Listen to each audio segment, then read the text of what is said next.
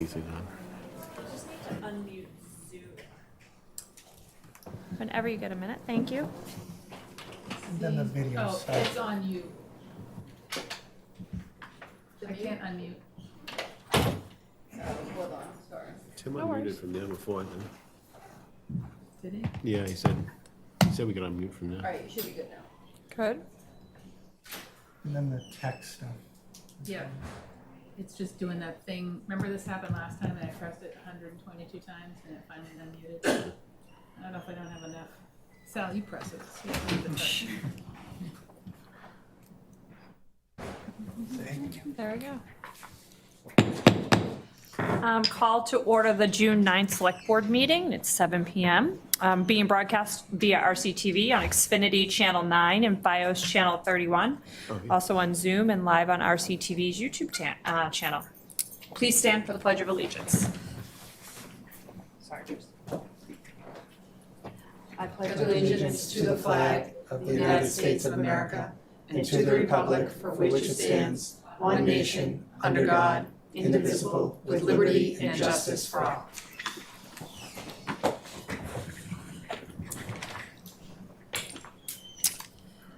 We will review the agenda for this evening. We will start with public comment. Then 7:15, we'll do town manager report. 7:20, community spotlight. 7:25, Juneteenth resolution. 7:30, continuation of public hearing, which was originally opened on May 26th. It will be discuss and vote on early opening of 273 Salem Street, Dunkin' Donuts. 7:40, public hearing, discuss and vote on FY27 water, sewer, and stormwater rates. 8:10, discuss well field maintenance. 8:25, discuss and vote on board and committee FY27 budget requests. 8:35, discuss town manager goals. 8:50, liaison reports. 9 o'clock, future agendas. And 9:05, approve prior meeting minutes, May 6th and May 26th. Do we have any public comment in the room? Stand up. Name, address, and 2 minutes, please.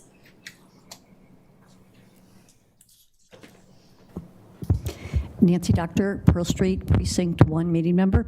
Thank you very much for returning public comment on all agenda items to the start of the meeting. For someone who starts my day early, I appreciate it.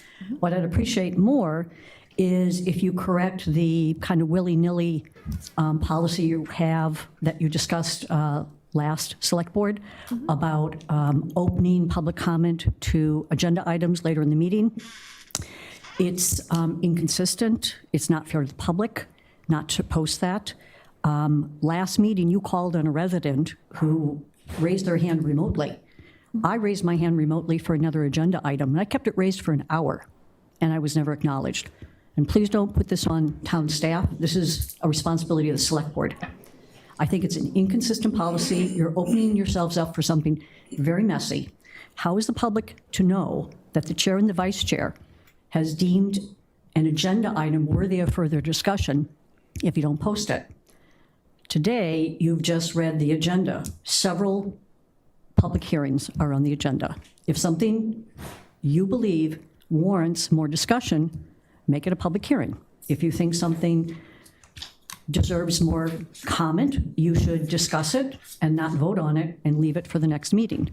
But the idea that the chair and the vice chair will decide in real time at the start of every meeting agenda items that will be allowed to be further deliberated is not being transparent.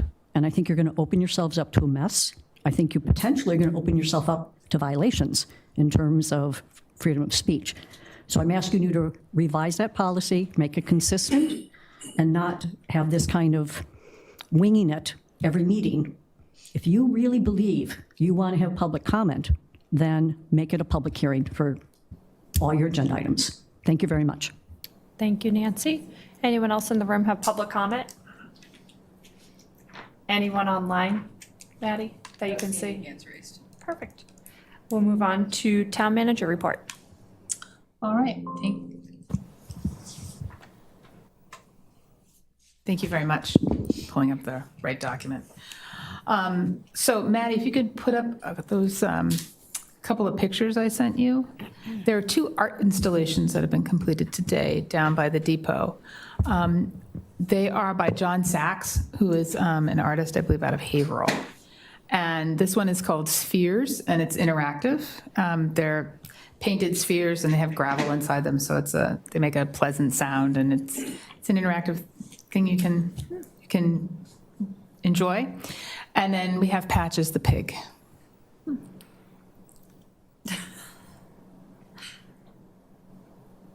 Patches the pig was part of an installation in Burlington. It's hard to see. He's painted and very intricately, and he is. This is part of a grant. These art installations. There's other art installations that are going up in town. This is part of a grant that was secured in 2025, I think. And so now Patches is down by the depot along with this other art installation. So go check him out, John Sachs.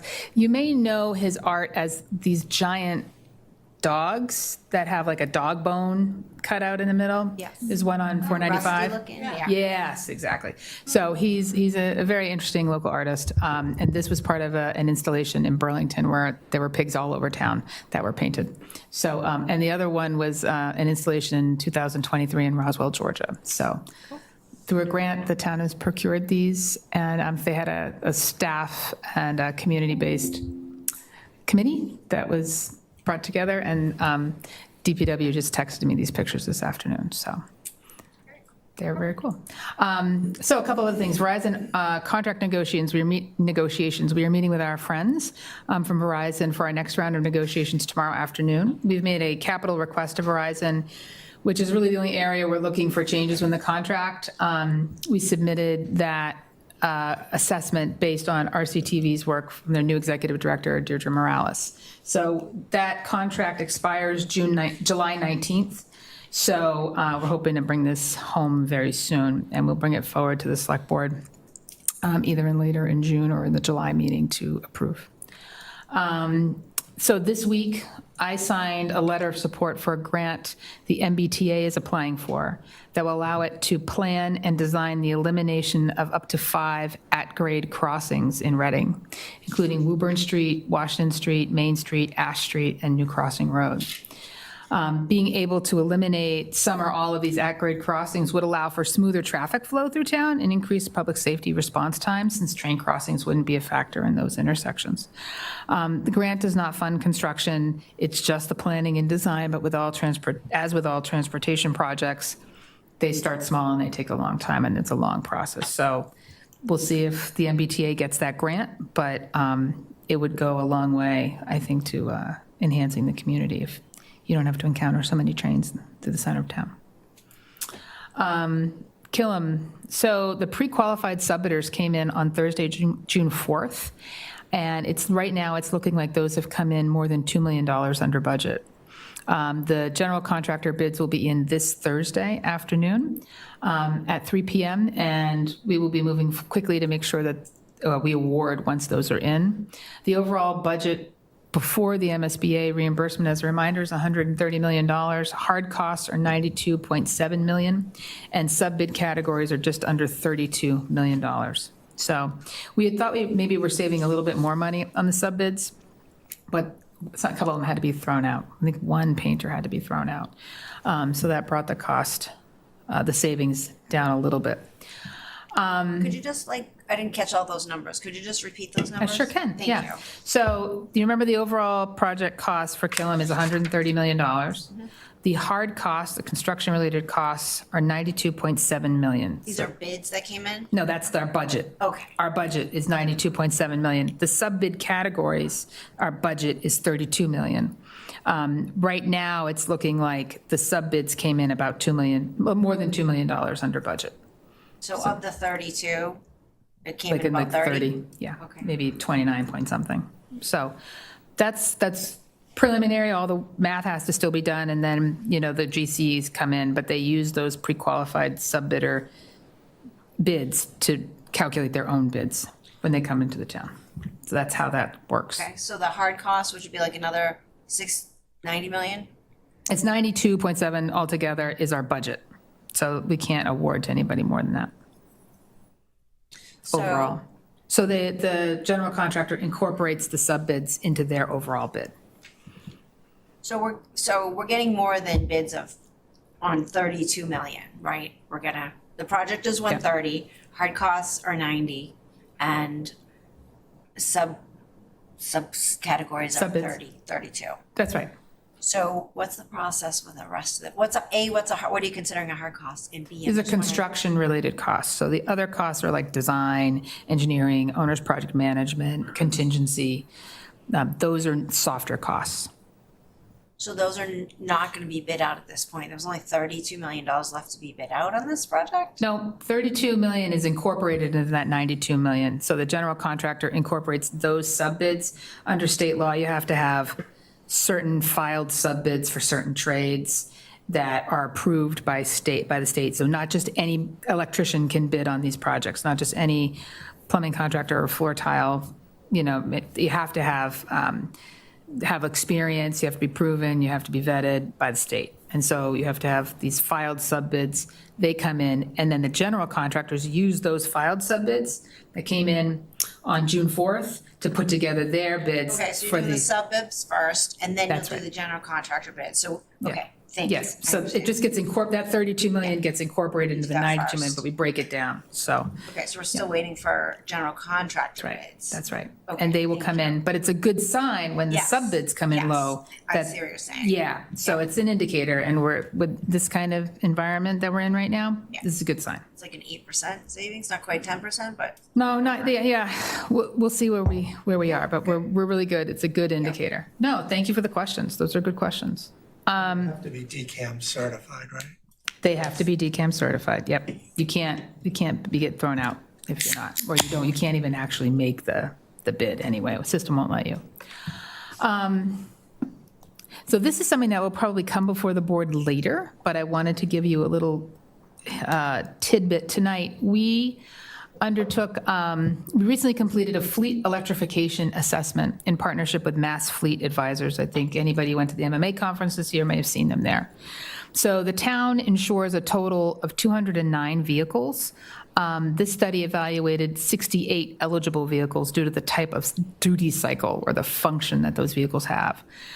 These are vehicles operated by the Public Works Department, police, fire, facilities, and future Council on Aging Recreation Division vans that would support the recal facility, as well as also evaluated were electrical infrastructure needed to support future electric vehicle adoption. We do have some electric vehicles in town, and so this is an assessment. It's not a budget plan, but it's the work we want to have done as we go forward. Also, I asked for an earmark for a van, potentially an electric handicap accessible van for recal. So I have positive feedback on that, but we haven't had that what do I approved need yet. to call and make sure they didn't miss that request? It's already Three of in. them? Nope, it's already in, Karen. They've already put it in. So we're just waiting for them to approve the budget. It's a good sign. We're in good shape. Thanks. We're in good shape. Call the other ones to vote yes. So the assessment. That's it. Who's the other ones? The rest of the legislative, yeah. Okay. So the assessment found that a portion of the town's existing fleet is well-suited for future electrification, with total cost of ownership projections and commercially available replacement models already on the market. The report highlights multiple state incentive programs that may help offset these future vehicle procurements and charging infrastructure costs. We have particular kinds of rebates. We'll bring this forward to the board in the future to support any procurements or plan down the road. So this is the kind of work we're doing on the back end. And we also had an on-site assessment and facility walkthrough with multiple stakeholders, including operations, the facilities department, DPW, RMLD, electrical engineering staff, and an electrical engineer from Mass Fleet Advisors. These assessments were done on-site at Town Hall and the DPW. The police department was not included in the site recommendations due to physical and electrical constraints at that site. So at Town Hall, the study determined that an installation of a dual-port level 2 EV charger can be supported using the existing electrical capacity, allowing implementation within the next year or two with an estimated cost of under $50,000. We do have employees who have EV vehicles, which is redundant, and we also have town staff vehicles that are electric vehicles. So that would be helpful for those vehicles. And at the Department of Public Works, a phased approach was recommended, and this would begin with the installation of a single dual-port level 2 charger utilizing existing capacity, followed by an expanded charging infrastructure over a 3 to 5 year period, depending on what our plans are in the future. So the next steps and conclusions, this report's intended to serve only as a long-term planning tool to support future capital planning, fleet replacement strategy, and sustainability initiatives. As the town advances into upcoming budget deliberations, these recommendations will be considered alongside other operational and capital needs with a focus on balancing long-term infrastructure planning and current fiscal constraints and community priorities. So, yep. That's great.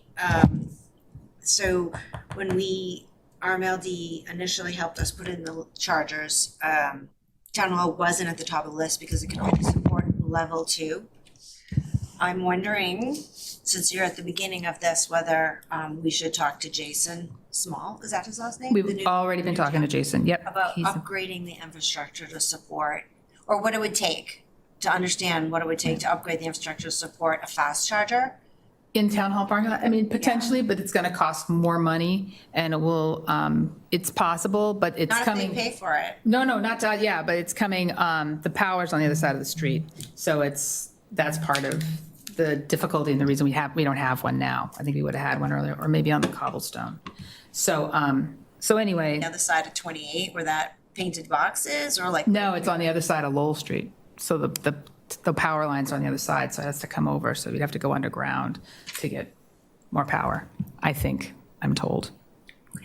Okay, I can't see you with these glasses on, but I can see my screen, because I'm old, so that's why. I'm looking at you in a weird way. Okay, anyway. Because it could be really good to have if you're only gonna have a single one, it could be really good to have the fast The one. fast charger. Yeah. Yep. Can I just, a couple things. One is, for DPW vehicles, what vehicles would we be looking to electrify? So there would be, we have like the DPW director's vehicle right now that he drives around is an electric vehicle. Okay. We're not talking about electric dump trucks, although there all right. are heavier equipment. That's not our priority right now. But there's lighter weight pickup trucks that we could Got it. do, things like that. So I'm not sure, there's been no request to do it at this level yet. So this is sort of like the planning stage, where we are, what can we do? And are there grants that are going to support us to try something new? And my only concern about putting a charger in Town Hall is that parking lot is crowded. It a is lot. very crowded. And the charger that went down on Main Street was a mistake, because that's causing problems with parking down there, and I don't want to take up, because I think it automatically takes up 2 spots. It would be, yeah, it's one spot, but it has 2 chargers. We Yeah. have enough cars that park here every day that could use those spots anyway. And But then would we be charging people to use that charger? Like you would if you, like, because if you went if you went to Linfield Market Space, you have to, Marketplace, you have to pay for the electricity. Yeah, Yeah, it's, Okay. yeah. Yeah, we're not giving it away for free. okay.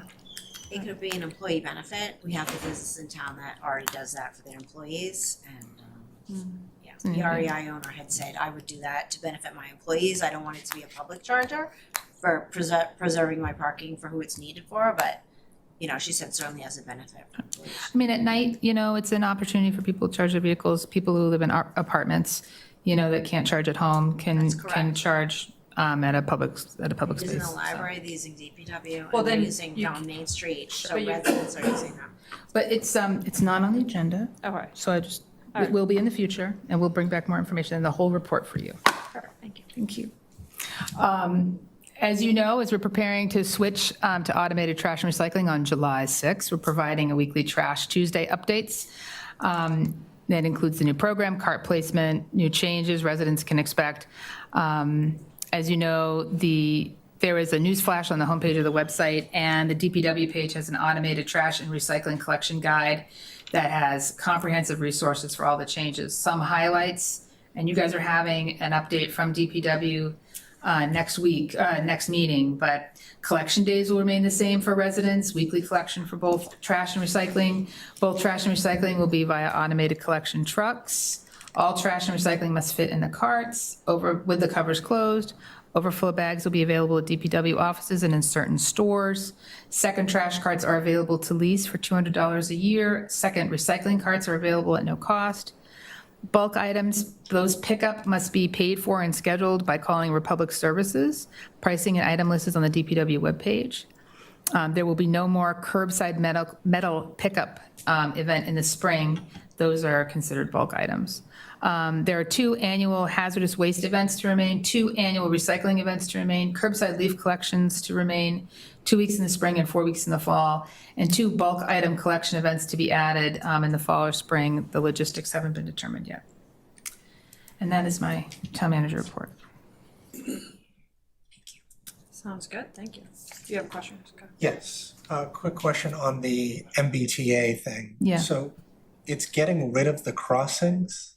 Yeah, so it would either be putting the train over under the road, Oh, or putting the that's road what I was over and gonna under the say, train. is how is that possible without going over? Say that again? Yes, What is? Put you. I only ask good Bridges? questions, Karen. Yeah, But I didn't hear I'm what not, she said. I'm not into the planning and design. This is a request from the, yeah, but I they, thought I was misunderstanding. I did too. it eliminates the at-grade crossing, so the train and the cars don't interact anymore. So you either put the train sort of Under or over? under or over the road, or the road over under the train. Yeah, yeah. Okay. So Willow is not included in the list that they gave us, but it's a long process, but can you imagine? Can you imagine? The traffic? Yes, I can. The traffic, no, because the trains won't be the problem, like During the, the construction? things are, yeah, no, during the construction. Anyway, it's a long way off, but we'll see what happens. It could be amazing. Wow, okay. Even if one of them, yeah. Well, I was just wondering if the META update was this week. I'm wondering if we have somebody from town hall going, or the chair. Did you get a chance to go? I did not get a chance to go, no. No, I have it double booked. I think it was yesterday afternoon. So we probably have a resident who is very knowledgeable, who is willing to go. We need somebody to go to these meetings. Yeah, I usually go. I didn't go yesterday, though. But yeah, we can see if somebody's particularly interested.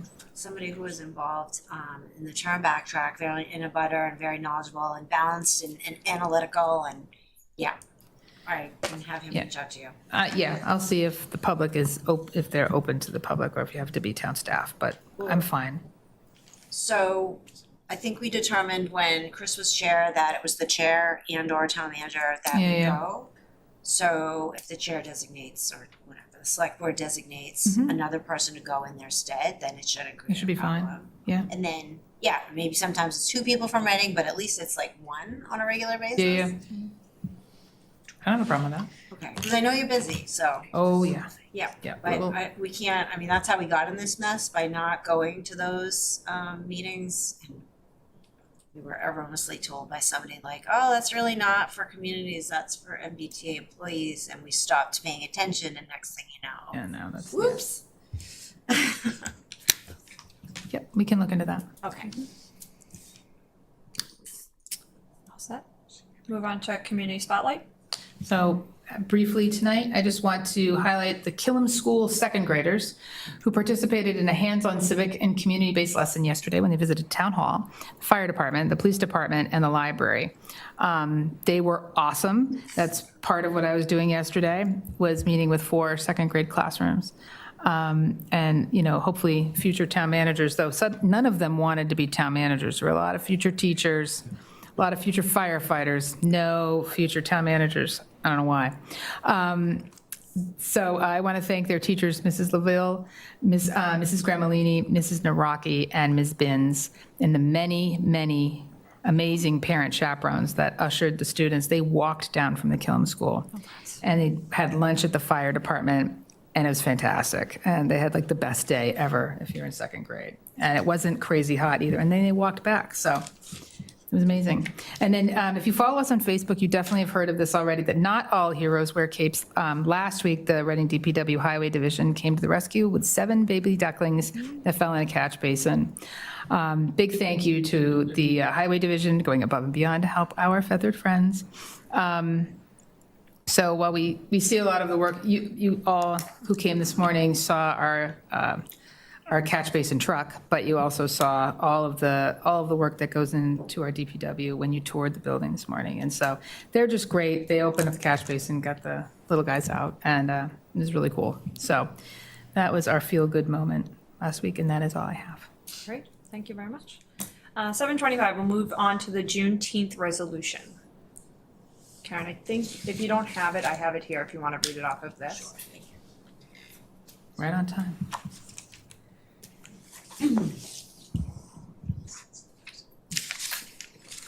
Motions for this.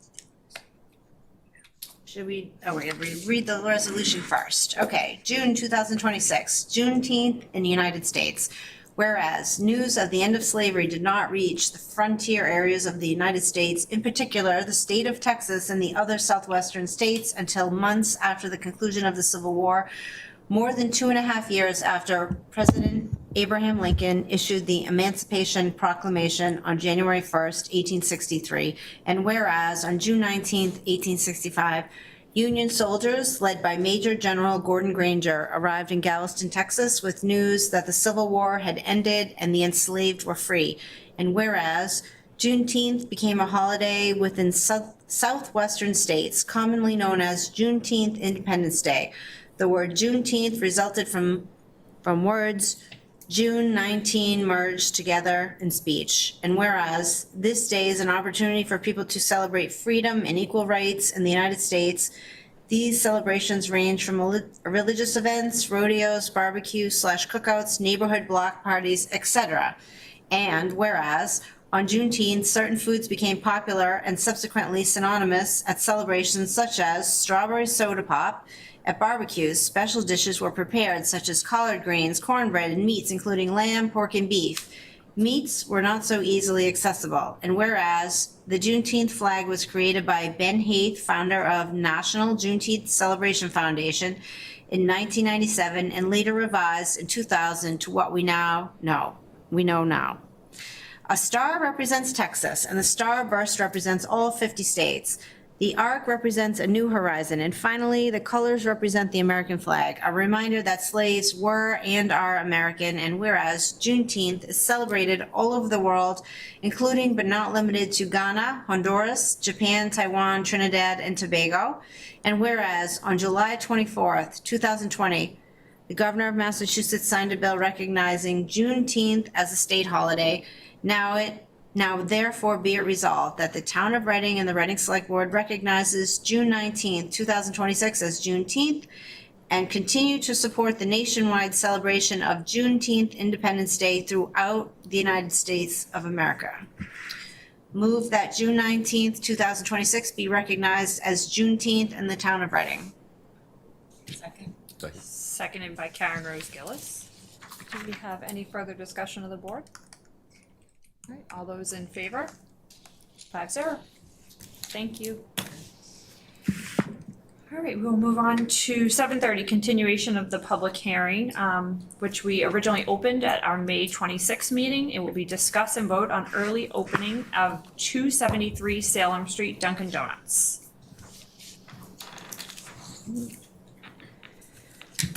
Okay, we have the option to dispense with a reading of the public hearing notice because it's already been posted. We just need a motion. Motion to dispense. Second. Seconded by Karen. All those in, any discussion? No, all those in favor? We'll open the meeting back up. Okay. Did you guys want to come up to the podium? We open the public meeting and you guys can come back up. If you have anything, I know that we had some feedback. So if you want to come up to the podium and then we can just discuss that we're talking. All right, good evening, board. Thank you for having us. I'm Vipin Kara, Regional Manager for Dunkin' Donuts, alongside Lena Strowski, Area Manager for Dunkin' Donuts. We were here on May 26th, asking permission to open at 5 a.m. At that time, a couple of things were brought to our attention, and I'm glad they were because we went back and looked at it. One of the things that we had promised was there was a complaint that Casella Waste was coming at odd times, and I didn't make any copies, but I can pass this. Casella Waste comes once a week, and since we were here last time, it has the dates and times when they were here and picking up the trash, and it's been happening around 11 o'clock in the morning, so it's not disturbing anybody. But there were certain things that were a little disturbing to us because we never really looked into it till we came up to you guys. On this piece of paper is the list of when the donuts are getting delivered, and I noticed that there was 2 days since we've been here that they were delivered after the midnight time, which is not allowed by the town. So we have addressed that with our company, and we are monitoring it. And the only other thing was we have a delivery that comes once a week on Tuesdays. I believe when we were here, the very next Tuesday, the truck showed up at 5:45 in the morning. They're not supposed to come before 6 a.m. They were in the parking lot. The engine was on, so it probably caused disturbance to some of the residents. So we wrote an email to the distribution center, which is in Bellingham, Massachusetts, making sure that they know that they cannot come here before 6. And if they do happen to come, they can shut the engines off, but no deliveries can be made before 6 a.m. So it wasn't perfect, and I'm glad we came here. So we looked at this. We haven't looked at this in years, and we looked at it, and there were some discrepancies, and hopefully we've addressed them, and hopefully moving forward they'll stay like that. Absolutely. Does the board have any questions or discussion? Karen? Thank you for coming again. I just appreciate you following up on these details. It gives me a level of comfort that if we have complaints in the future, you know, we will be able to work with you and figure them out. 1,000%. And I hope yeah. the residents and the neighbors feel that as well. Thank you. Any other board members? Chris? Thanks, Melissa. No, I appreciate you following up as well, because my concern was, you know, if deliveries or something was being done before 6 and it didn't have to do with you, then it's not right for us to go ahead and subject you to it. But it turns out a lot of the things were pertaining to you. So I think this could be a win-win for you as well as now the residents over there, that we're dealing with things without ever telling anybody. So, you know, for anybody else at home that is getting, you know, woken up by deliveries anywhere in town, you know, past the cutoff times, they should definitely be reaching out and seeing, you know, what we can do about things. But yes, it was ironic that the following day, right after that meeting, we get a video showing there's a 18-wheeler parked there in the morning. And, you know, you couldn't ask for a better thing for you guys. So hopefully this just continues, and, you know, it's like I said, it's a win for everybody, but just please make sure we don't end up getting another email on this, because you might end up coming back here to another hearing to undo everything we just did, or potentially just did. So, thank you. Any other further? Good. I agree with both Karen and Chris. Thank you for working with us and the communication, and I hope the residents feel comfortable that, you know, come to town hall if there's an issue, or go to you guys if there's an issue, and hopefully we can just resolve it. It is a public hearing. Do we have anyone in the room that would like to speak? Okay, anyone online, Maddie? No hands raised. Okay, I think we can have a motion to close the public hearing. Move to close the public hearing regarding the early opening request for 273 Salem Street. Second. Seconded by Sal. Any further discussion from the board? All those in favor of closing the hearing? 5-0. And do we have a motion for the approval of their license? Move to approve a license to operate a retail business between the hours of midnight and 6 a.m. pursuant to section 7.7 of the Reading General Bylaws, and further pursuant to section 3.8 of the Select Board Policies, to Dunkin' Donuts, 273 Salem Street. This license is for approval to open for business, lobby service only, not earlier than 5 a.m. In granting this license, the board finds, 1, in accordance with section 7.7.41 of the general bylaws, that the operation of the establishment will not cause unreasonable disruption or disturbance to, or otherwise adversely affect the customary character of any adjacent or nearby residential neighborhood, and 2, in accordance with section 7.7.4.2 of the general bylaws, that the operation of the establishment is reasonably necessary to serve the public health, safety, and welfare, serves a public need, and provides a public convenience which outweighs any increase in the impacts on the adjacent or nearby residential neighborhood. Second. Second. Second by Sal. Any further discussion? All those in favor? 5-0. There we go. Thank you. Thank you, and thank you for working with us. We appreciate No, of it. course. And again, just let us know. I mean, if Okay. anything happens, it's the only way. No, Yes. Of course. It was definitely eye-opening. I mean, stuff gets there before we walk in the door, so. Absolutely. So hopefully this is a good thing for everyone, especially the residents over there. All right, let's move on to 7:40, public hearing to discuss and vote on FY '27 water, sewer, and stormwater rates. Okay, okay. Well, the same thing, we can have a motion to dispense with the reading of the public hearing notice because it's already been posted. Was the second one, was last week a public hearing? Or was it Last just? time was a public. Oh, it was, my mistake. I thought it was just a discussion. I don't know, Jack.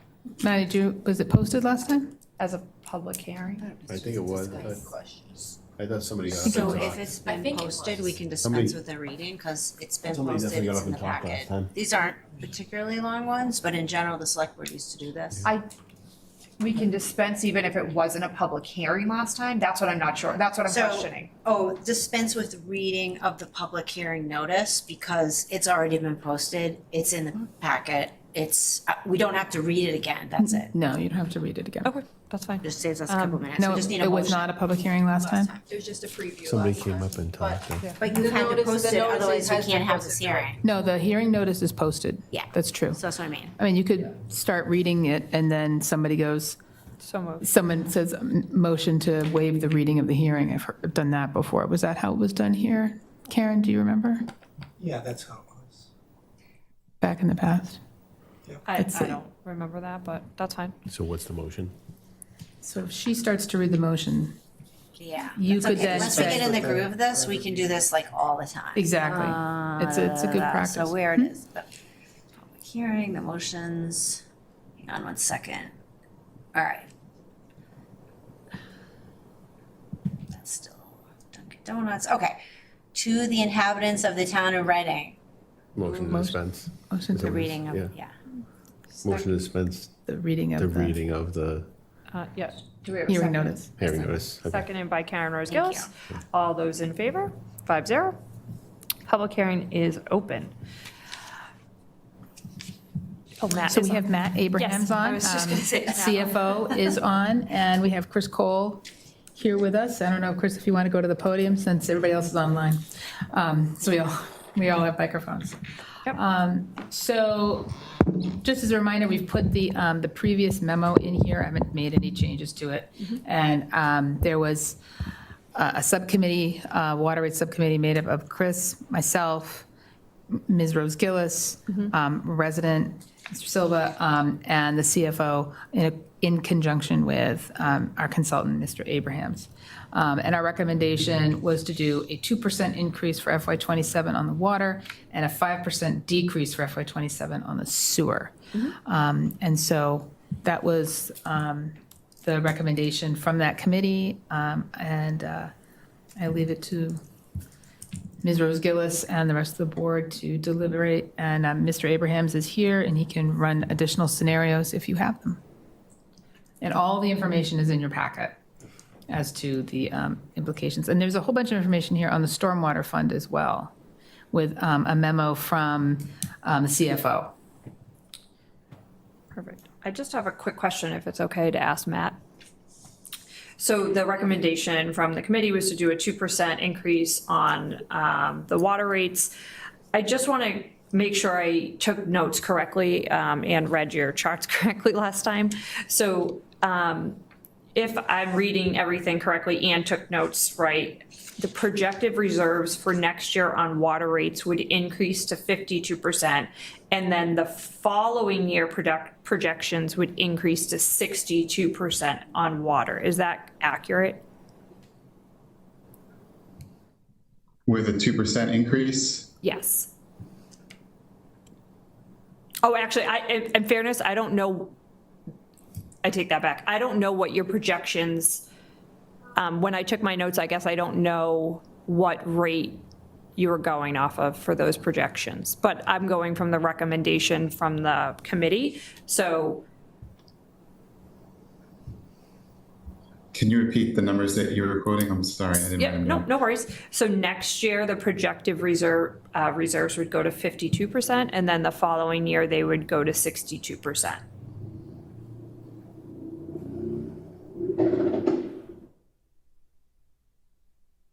Where are you seeing that? I had it in my Okay. notes. All right. One moment.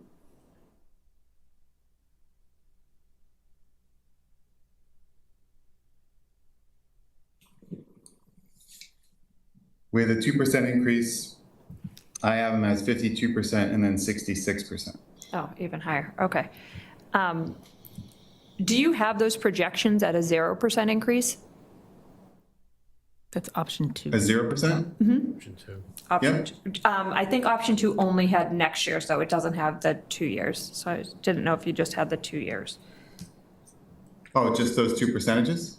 Yeah, just if we did a 0% increase, what would the projected reserves look like next year and the following year?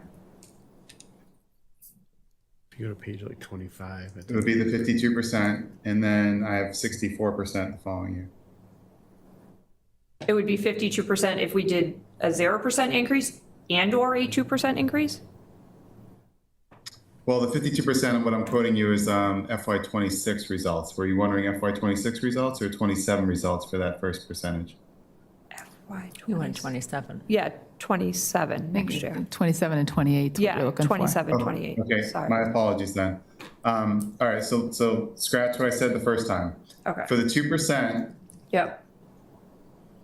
if the 2% were to be approved for FY27, I have the resulting percentage that year at 66%. Got it. And then the rate plan that accompanies the 2% has a 3.5% in FY28. Got it, okay. And then I have that percentage resulting as 48% in FY28 if the 2% were to be approved and then the 3.5% were to be approved. Okay, Okay, and then if you did a 0, yep. which is option 2, it's actually on the screen right now. Under this scenario, so that would include a 4.5 in FY28. I have those same percentages as 64% and then 46%. Okay.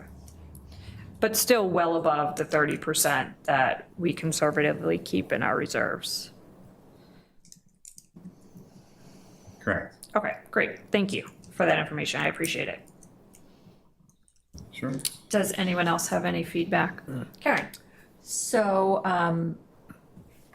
thank you everyone in the group that participated in this. It was great to hear from everybody at the same time, and Paul had a lot of great information. And my only comment after looking at all this and seeing how much we have in reserves, and it's not going to be for this year, but maybe for next year. I understand that we all want to have it be a 30% as far as the retained earnings. How do I say this? Do we have an issue with us having our money earn us more money? Do you know what I mean? Like right now, we had a lot of regeneration of money in these funds because we have so much money in the funds and that we're getting kind of free money. So I don't think that's a discussion we're going to have for this year, but I think that I'd really like to have the discussion for next year so that I understand us wanting to get to 30, but I don't think that it would be a bad thing for us to have our money earn money over the next 2 years to perhaps move some capital projects along faster or whatever we decide to do. And I have no problem with a 0% increase. I don't have a problem with them, but I think that it could be a deeper analysis of getting to the 30 too fast, whereas we might be able to make the money work for us as opposed to us just trying to reduce it, just to reduce it.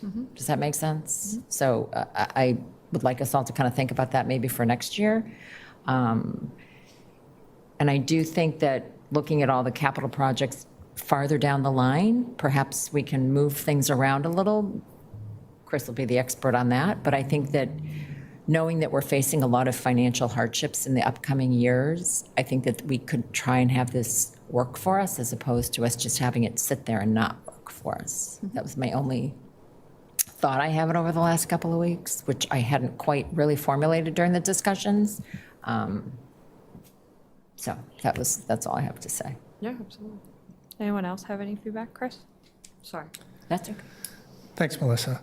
I think that the way to end up growing our reserve rather than sitting on the interest based off residents technically overpaying for water is to spend, to allow them to use more water, and thereby more money will be in the fund. That's the way that I would rather grow this, is by that being used. So that's, I think it's the next agenda item. Anyway, I think for a happy medium of the way that I think this is going, I'm fine with the -5%.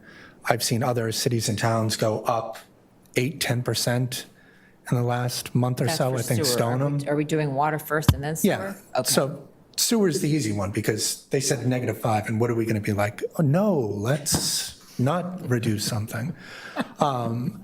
So I've seen other cities and towns, like I said, not Stoneham, maybe it was Billerica, somebody is like up 8 and 10%. It's something crazy. So I'm good with the -5, and I think the happy medium between 0 and 2% could just be increasing 1%. I just think that any factors that are going to jeopardize the potential override scenario, I am against. So the less money that everybody can be on the hook for, the better for me.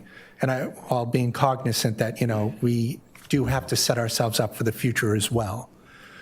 We can't just, 0% it here and then next year and then screw the next select board that decides, to raise it 8%. So that's not a good way to do things. So I think for me, a happy medium would be 1% for the water, -5 on the sewer, and then stormwater. I don't even think we got an update until I saw the packet. So that's just another separate discussion. And I think I would go in the middle for that too. That was going from 60 to 80, I believe. Maybe we do 70 this year, and Sharon can run some number on that, but that's kind of where I'm at with this. Anyone else have any input? Go ahead. No, it's a, Sure. All right. Thank you to the committee for putting forth these options, trying to make our job easier. I am very leery of a 0% increase on water this year just to hit people with 4.5 next year. I prefer something less jumpy and as low as possible. So I don't have any problems with spending down some of the reserves. So to me, option 1 looks like the smoothest option, at least, if we're looking at the whole 5-year rate plan.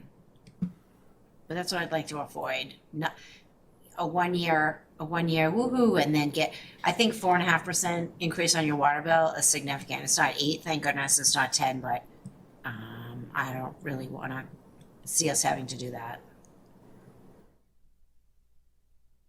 Okay, anyone else? Any input?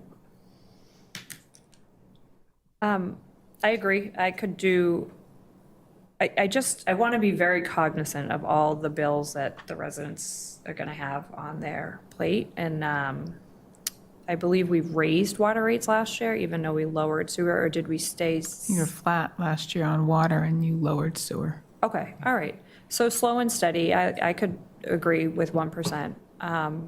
And then, to your point, Karen, I think slow and steady, I don't want to just dive and, get rid of all that money. But I also don't want to have residents feel like we're overcharging for that money to sit there right now. I think it's a really. It's a definitely deeper dive to talk about, but I think it's a strategy as opposed to, I think we need a strategy as opposed to, and the numbers, 28, 29, 30, those are proposed. We have, people could be watering their lawns all year this year, and who knows? I think I like the conservative planning that we plan that it's going to be a rainy season so that we're not surprised for next year, because I just keep thinking snow in my head, and you don't want to be surprised with the costs. But I think I would like to see us have more of a strategy, which I think is kind of hard when you're dependent on the weather. Yeah, But, sure. you know, and I like the conservative approach that Matt and Sharon take because I think it protects us in the long run in case it's a rainy season. So if we can't go 0, then I think 1, but I think the projections moving out, it's going to change every year. So it's nice to see the 5-year and as opposed to the 10, but it's really going to be year by year because we did 0 last year and we're still considering 0 this year. I mean, 2% is a conservative way of doing it, but And I think, if I remember correctly, when we did 0 last year and negative on sewer, we were thinking the projections of our reserves would go down more, but they really haven't. They've increased. right. Well, yeah, and I think Matt can shed a little light on why that is, but part of it is that the retained earnings are earning interest income. Yep. And so, you know, that's helping, you know, even though you had the 0% increase, we kept the rate stable, Yep. right? Which is great for ratepayers. We still have seen an increase in the retained earnings, so it's not from ratepayers having to pay it.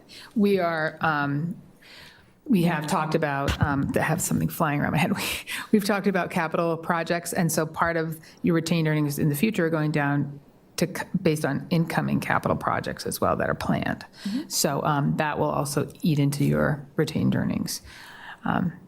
Right, so Matt, is that a fair assessment as to kind of how we ended up here, even though we did a 0 last year? Yeah, and as already mentioned, and this goes back to last meeting too, you know, we're conservative with our revenue projections. There's no question. Historically, the town has been as well. So it aligns with what the town typically does from a budgeting standpoint. And as I mentioned when we were before you 2 weeks ago, we're coming off of our second consecutive really dry season, and communities that are impacted heavily by outdoor water usage presumably are having very strong revenue years this past year. So we didn't know that at this time last year, really, that was going to be the case, but it did end up being the case. So that's definitely played into the fact that reserves have gone up when maybe we weren't necessarily expecting them to last year at this time. Okay. Do we want to talk about stormwater now, or do our motion for water and sewer rates? I have one more question. Oh, I'm sorry, Sal. So if you can we see what it looks like if we put 1% this year? Can we see what the projections would be? Matt, do you have that you could show us, the projections if we do 1%? Yeah, I can show you. Thank you. But then my follow-up question will be, well, what do you do for the next year, right? Yeah. Well, it all depends. It's kind of like a combo thing, right? If it's another No, but dry I'll summer. show you. We can play around with this together. So, can you see this okay? Yeah. Okay, so this is the question with 1% was related to water. Is that correct? Yes, correct.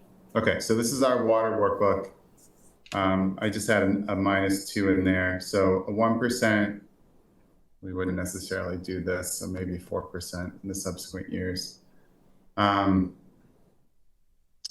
So 1% focus, you know, in this area right here, right?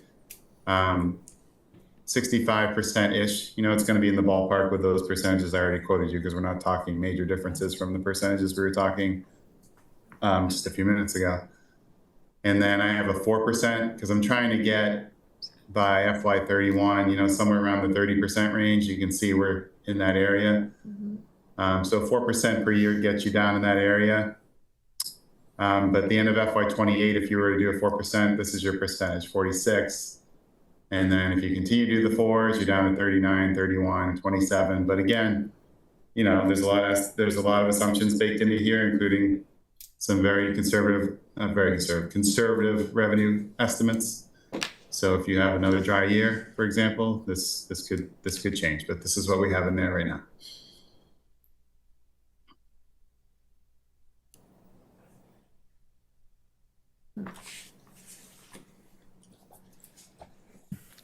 As you drive down your retained earnings, your revenues from interest income will also go down. Yeah, So- absolutely. And as interest rates go down, which I think most people hope they will, we'll see that also impact our retained earnings. Has anyone read the Farmer's Almanac for prediction of weather? Yeah, right. I have not. That still you? exists, Karen? I have not. Okay, I think if we're good with water and sewer, we could do the motions for that and then have a discussion on stormwater. Does that make sense?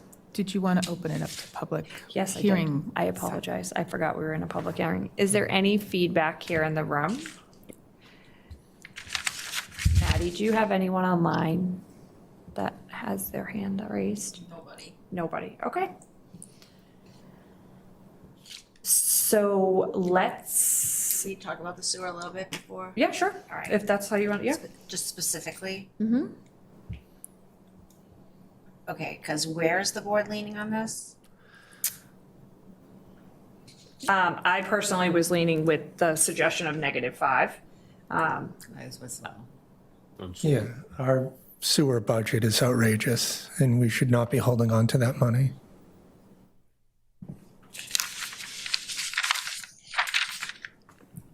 All right, and that, can I ask Matt, does that also get us into like, what percentage ranges does that get us down to? If we do the 5% option of retained earnings? -5%. I think it's I think it's option. easiest to just show you, so I'll put it Thank up on you. the screen so you can see it yourself. It's page 41 in the packet. Oops. So this is the -5 option, and with it, we're carrying 0% for the next few years. Yeah. But the percentages for sewer are a lot more significant than the water ones. I mean, water's high too, it's well above the 30% target, but this is way, way above, right? Right. So yeah, even with our projections here, you're not down to the 30% until you get out into these outer areas. 23. Yeah. Okay, thank you. You know what I just realized? We probably do want to talk about stormwater because we're in a public hearing and we'll probably close it before we do our motions, so. Matt, did you have something to show us on stormwater? I know it's in our packet.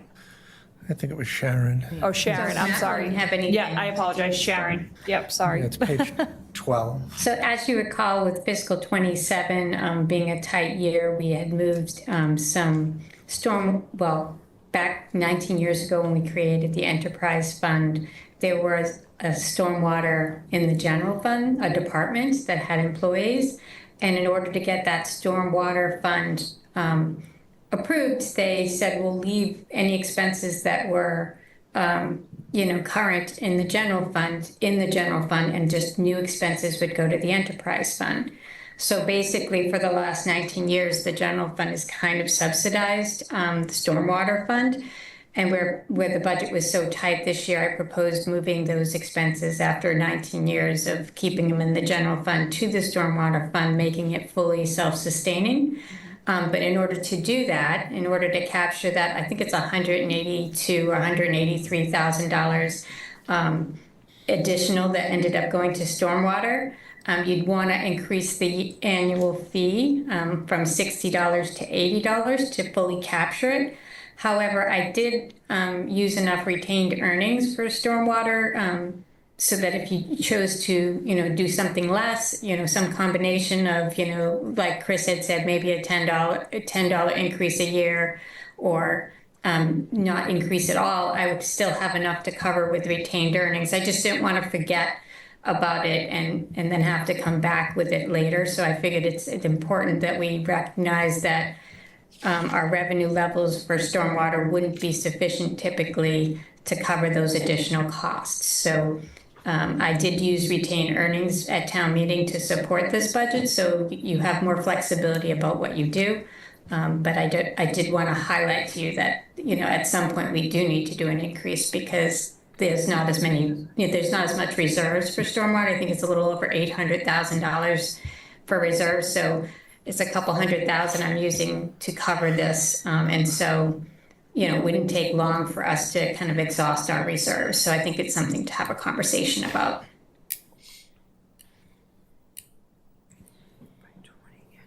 Okay, does anyone have any input on this?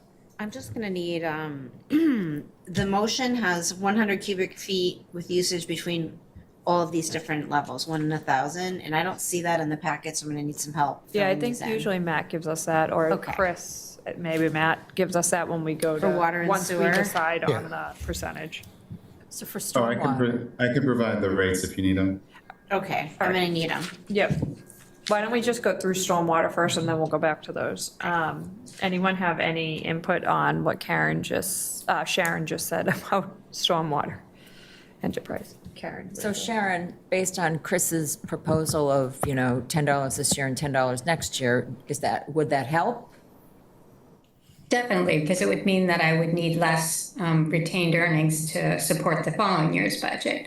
It's just something I don't want to lose touch with because I know that, there would be a deficit, if I forgot to put the retained earnings in. It's not that our revenue levels would cover this kind of an increase in expenses. So I just wanted to make sure that we put it out there and you guys have a conversation about it now. Obviously, I used enough retained earnings where you don't have to do an increase now. I just don't want us to forget to do it and start draining down the retained earnings past the 30% that we would want to maintain. Thank you. Chris. Thanks, Melissa. Yeah, I think that with us reducing the sewer by 5%, I mean, now would be the time to kind of gradually bump the stormwater thing up. You know what I mean? Like, I'd take the negative 5% any day of the week over some $10 annual increase kind of thing. So it's, you take the good with the bad, and we're all going to benefit on the negative 5%, well more than $10. So I think now's the time to kind of change that and give us some breathing room there. Plus, like Sharon said, it hasn't been increased in forever. So, everything goes up eventually. Anyone else? Sharon, I just had a quick question. Our baseline is 30% retained earnings. Do you know how much our account has in it? I think it's $827,000 for stormwater, but it's a much smaller budget. So I don't remember what the percentage is Percentages, okay. relative to, the total revenue. I could look it up if you want. No, it's fine. That's fine.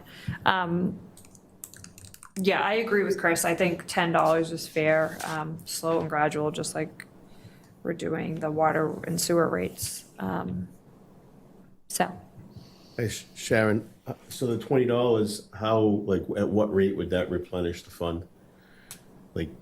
So if you were to do the $20 increase this in fiscal '27, it would make it so the fund wouldn't need to put any retained earnings in fiscal '28 to be able to, function. But if we do $10, I probably need another, $90,000 from retained earnings just to balance the budget for '28. So it's just if you want to bring it on gradual, if you want to cover it all, in fiscal '27.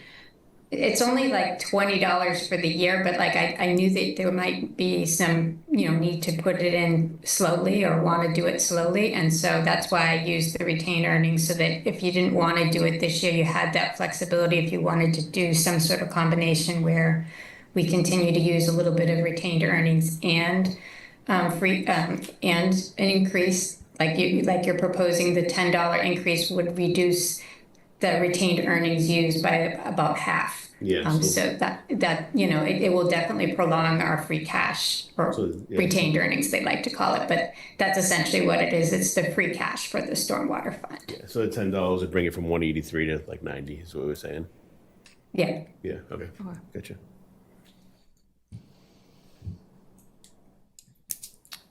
is everyone, when we go to do our motion, is everyone in agreement to the $10, or did anyone else have any? Fine. Yeah, okay, all right. Does anyone online or in the room have any public comment on the stormwater piece? Maddie, do we have anyone online? Nobody online. Okay, why don't we close the public hearing? Move to close the public hearing regarding the FY '27 water, sewer, and stormwater rates. Second. Seconded by Sal. Any further discussion? All those in favor? 5-0, close the hearing. And now Matt, Karen might need the information from Matt now to do the motions.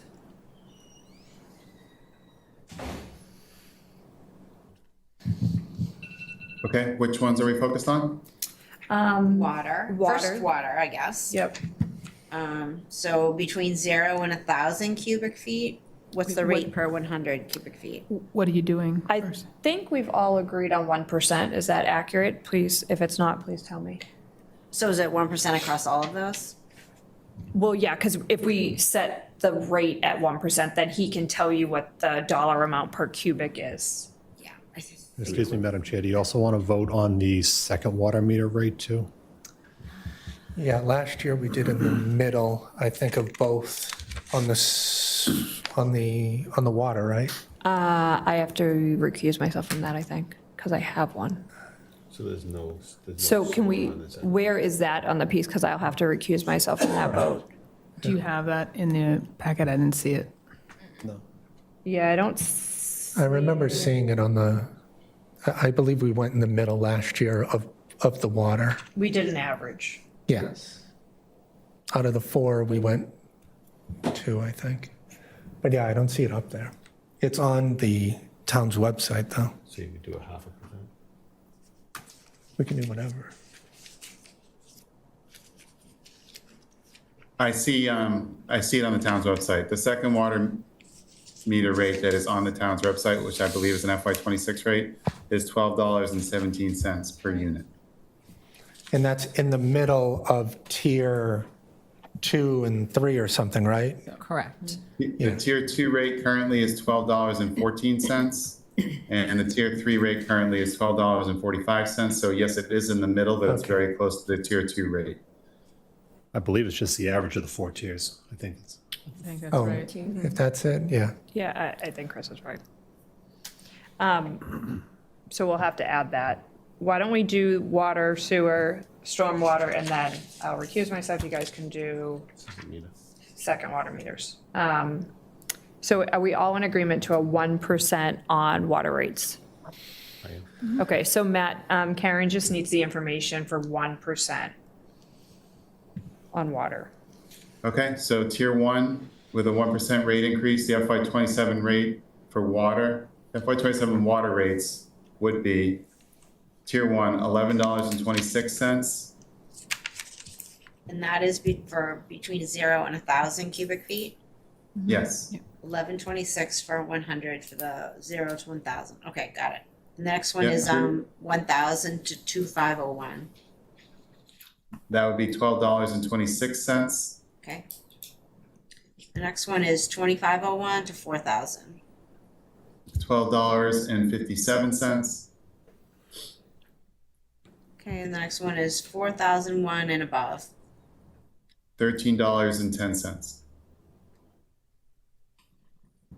Okay.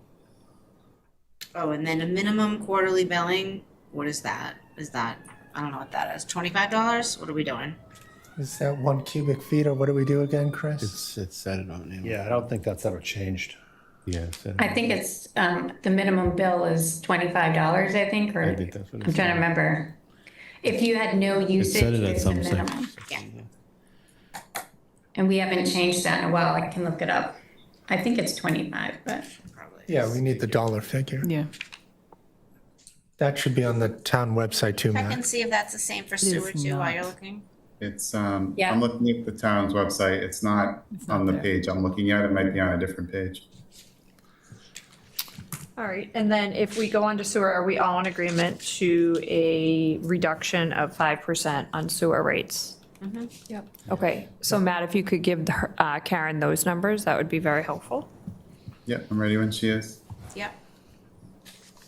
Okay, tier 1, which is from 0 to 1,000 cubic feet, is $9.88.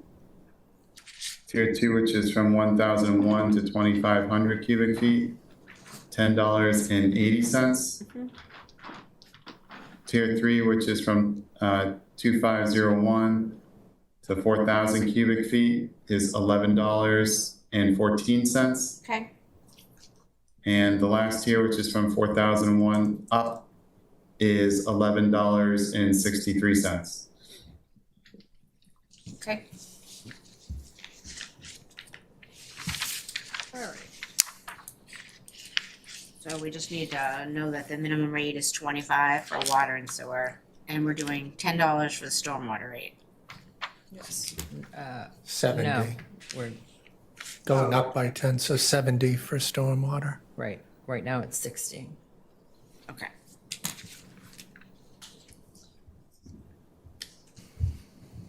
Oh, it's 2 units, so it would be whatever, whatever the lowest rate is times 2. Agree.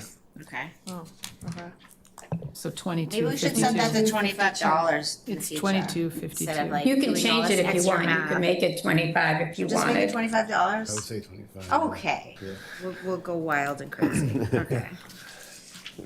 Well, with your sewer, that number Sewer goes would from be 25 down much to lower, 18, 19 bucks, so. 1976. But, you know, payroll and bookkeeping and software costs a lot. So, I mean, we might as well just, we were talking about, Well, I want this to get is, off topic, but we were talking about refunds at the senior center, like, but this is gonna hit those people, so I'd rather say do it as 2 units. Cause. Can we do 2 units on one and not on the other? it's a minimum bill for somebody who goes to Florida for 3 months. It's also the minimal bill for the people that are most affected by all our taxes in this town, so I'd rather try to keep them as low as possible, and if they're not using the water, let's not charge them for it. But I'd like it to be consistent, so if we're doing it 2 Let's for just keep one, it to I 2%. think I'm we 2 sure for you're going to each. spend some not- money, 2 it's- units. I think we should be consistent, I think, Yeah. because Yeah. I don't know where else this shows up. I think if you made it a flat rate, like Karen suggested, it might get missed somewhere on the website. I feel like that, but just a suggestion. Do we have any numbers on how many people pay the minimum payment? Well, Bill Brown does, so that's 1. No, not anymore. It's in Not Pearl anymore. Street. Well, he He's used not to. paying a water bill. He was the, I think it's Boilerplate. pretty hard to, I don't know, maybe I'm wrong. So 2 times 1126 is 2252. Yep. 2 times 980 Is 1976. I'd be interested in that number. you. The bicentennial. Anyway, And stormwater rate will be $70. Okay, I'm ready. Okay. Move to set the FY 2027 water rate at the following rates. $11.26 per 100 cubic feet for between 0 and 1,000. $12.26 per 100 cubic feet with usage between 1,001 and 2,501. $12.57 per 100 cubic feet for usage between 2,501 to 4,000 cubic feet, and $13.10 per 100 cubic feet with usage between 4,001 and above, with a minimum quarterly bill of $22.52 effective with the December 2026 billing. second. Seconding by Karen Rose Gillis. Any further discussion? All those, One yeah. more. Could we just, how, can we figure out how many people are actually at this minimum billing rate that are actually using water? Cause like that's, I don't know if anybody really only uses 2 units, but I would love to know that. We can see how many people are being Who billed are at this in rate. their home, living, active, and actually using 2 units. We can only know if water's running. Yeah. So if they have a leak and they're not there, actually probably more than 2 units if we have a leak, Yeah. when you think. It would really be people that are, like you were saying, you maybe you have a second home in Florida and there's no water being used. That's when we would, if they're not living at the house for a period of time, that's where we would actually be charging the minimum of 2 units of water and 2 units of sewer. So I wouldn't think, I think 2 units is really low. I can't imagine anybody lives in their home and does less than that. what are we saying, a unit? What is a unit? One It's 100 cubic cubic. feet. is 100 cubic feet, 100 so we're cubic basically feet. saying 200 cubic feet. 200 cubic feet per quarter. I don't know what. Alright, well, I mean, we can address it for next year. I kind of think we should just have most other towns have a basic standard minimum charge. Yes. In my experience, so. 750 gallons per 100 cubic feet. That's So that's a lot of, 1,500 A gallons. fair amount of Yeah, water. it's actually a fair Um, amount. That's a quarter. Quarter, Yeah. yeah. So if you have 2 people living in your house, you may not be using that much water. My mother, when she lived alone, didn't use all that much water. Yeah. Matt, do you have the usage, how many people are into each tier? Yeah, I do. Well, I don't have it ready. No, I do have that ready. I have that ready. That'd be interesting to We'll just see know if we the have a tier. minute. You'd know how many people are in the lowest tier. Yeah. So that Yeah. might give you some No, it'd be information. interesting. Not that Well, 2 I'm units. trying to get you an answer on that question momentarily. If you give me like that's for another the 2 or whole 3 minutes, I might have year? it. Yeah, Matt might have it already. Is that for the whole year or just one quarter? Because of course then the quarters would matter if that's the scenario. The numbers for the amount is for the whole, is for quarters, but I don't know about if you mean Matt's information. Yeah, that's what I'm Oh, wondering, yeah, because got it, I don't know. If it's for the whole year, it's really not gonna tell us anything.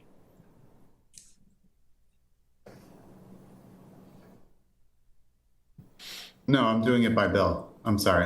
I was He's not doing it by understanding the quarter. question. Oh, so it is by quarter.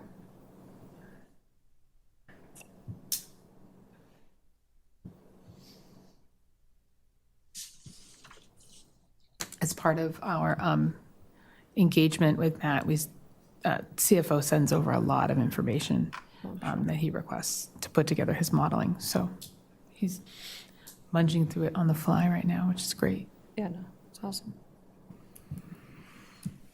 All right. So what I did was I did a count of anyone that has no usage, which, as Sharon mentioned, could be the case if people are snowbirds and they're just away for the season. That might impact some of those winter bills a little bit more. So I counted anyone with 0, anyone with 100 cubic feet, because that would fall in the minimum category, right? They would get bumped up to 200 in that case. Yep. Mm-hmm. And then anyone with 200, but they would be charged the same whether they, but still, I'm counting those. So I have a total bills. These are FY22 bills because that was the data that we used when we originally did our tiers analysis, and I don't have anything broken down for other years at this point. But I have the number of bills as 1,600-ish, right around 1,600 out of 10,000.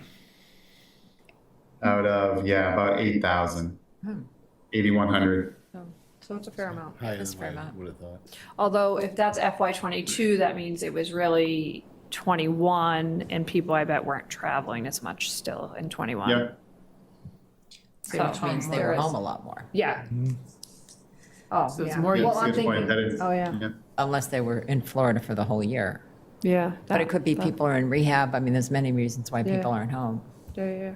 Okay, well, maybe we can Alright. just do next year. I'm fine with this year, but maybe next year we just like move to like a flat fee, like, and You wanna- survey some other communities. and You want to just- move away from tiered No, I'm moving away from having to do this silly calculation yeah. for like, for the minimum bill? yeah, somebody's in Florida. Or whatever. They still have to keep the lights on. I mean, it's just a fee to keep the lights on. It's the fee that makes sure the water comes to your door That's so that your right. faucet turns on when That's you right. Could you make it less than It's like, what does the gas company charge? I don't have gas anymore. They have a minimum fee $20 too, right? instead of 25? I think so. I don't know, whoever has a gas bill. There's definitely a minimum fee. You do that, give them a break. All right. All right, we Are have we a ready? second. We had we have any further discussion? Okay, all those in favor? 5-0. That's for water rates. Now we'll move on to sewer rates. Okay, you got all Yep, those? I'm ready. Okay, all right, you can have them if you need them. Okay. Move to set the FY 2027 sewer rate at the following rates. $9.88 per 100 cubic feet with usage between 0 and 1,000 cubic feet. $10.80 per 100 cubic feet with usage between 1,001 and 2,501 cubic feet. $11.14 per 100 cubic feet with usage between $2,501 and 4,000 cubic feet. Sorry, 2,501 and 4,000 cubic feet. $11.63 per 100 cubic feet with usage between 4,001 and above cubic feet. And a minimum quarterly bill of $19.76 effective with the December 2026 billing. Okay, I guess we'll just do that one, or do you want me to do the last one? Yeah, no, that's great. We have a second on that. Yeah, okay. Second. Second by Sal. Any further discussion on sewer rates? All those in favor? 5-0. Okay, move to set the FY 2027 stormwater rate at $70 per unit, 3210 square feet per year to be billed quarterly, effective with the December 2026 billing. Second. Seconded by Sal. Any further discussion? All those in favor? Okay, I am going to recuse myself for second water meter discussion.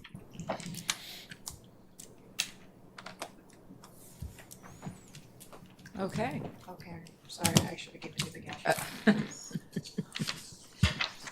So what are we doing? Should we just average it out like last, I mean, I think the average Did we do is, the average? yeah. average the floor and Am I opening it up to the audience or opening it up to the board? No, I think Are we we just done? take the 1126, 1226, 1257, and 1310 and go in the middle. Whatever that is. more math, Karen. That would be Matt doing the math for us? We'll let Matt Or do the Sharon? $12.29. So Jane, did you do the math for us? Actually, $12 and .2975, so $12.30. Okay. Okay, That's if you average the four of them. If you average the four rates, you're at $12.30. Yeah. Yeah, Yep, Which is how the rate was set last year. right. okay. But I got the number faster than you did, Matt. I just want to be clear. It was a We should race. double check our numbers, that's Yeah. great. Yeah, I'm using Excel to calculate it for me, so I that's used cheating. Apple machines. And to 4 decimal points. and it's called the second meter water rate, Chris? Yeah. Okay, thanks. All right. ready? You want me to do the Do you have a motion? Yeah. Move to set the FY 2027 second water meter rate at $12.30. Second. seconded by Sal. All in favor? Any discussion? Sorry. All in favor? 4-0.